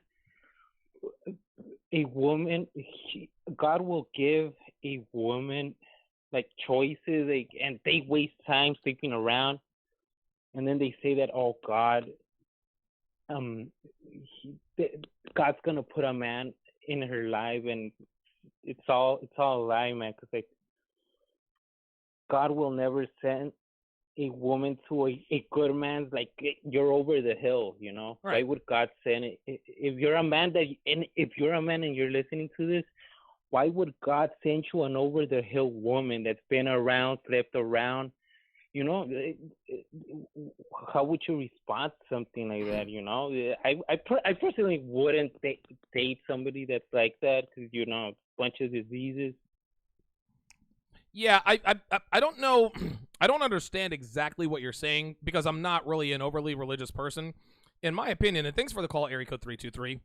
You don't wait for God to send you a woman. No. You make yourself, you increase your value by getting into shape. You get your body right, you get your mind right, you get your financial house in order, and high-value, beautiful women will make their way to you. God is not going to send anyone your way. You got to make that happen.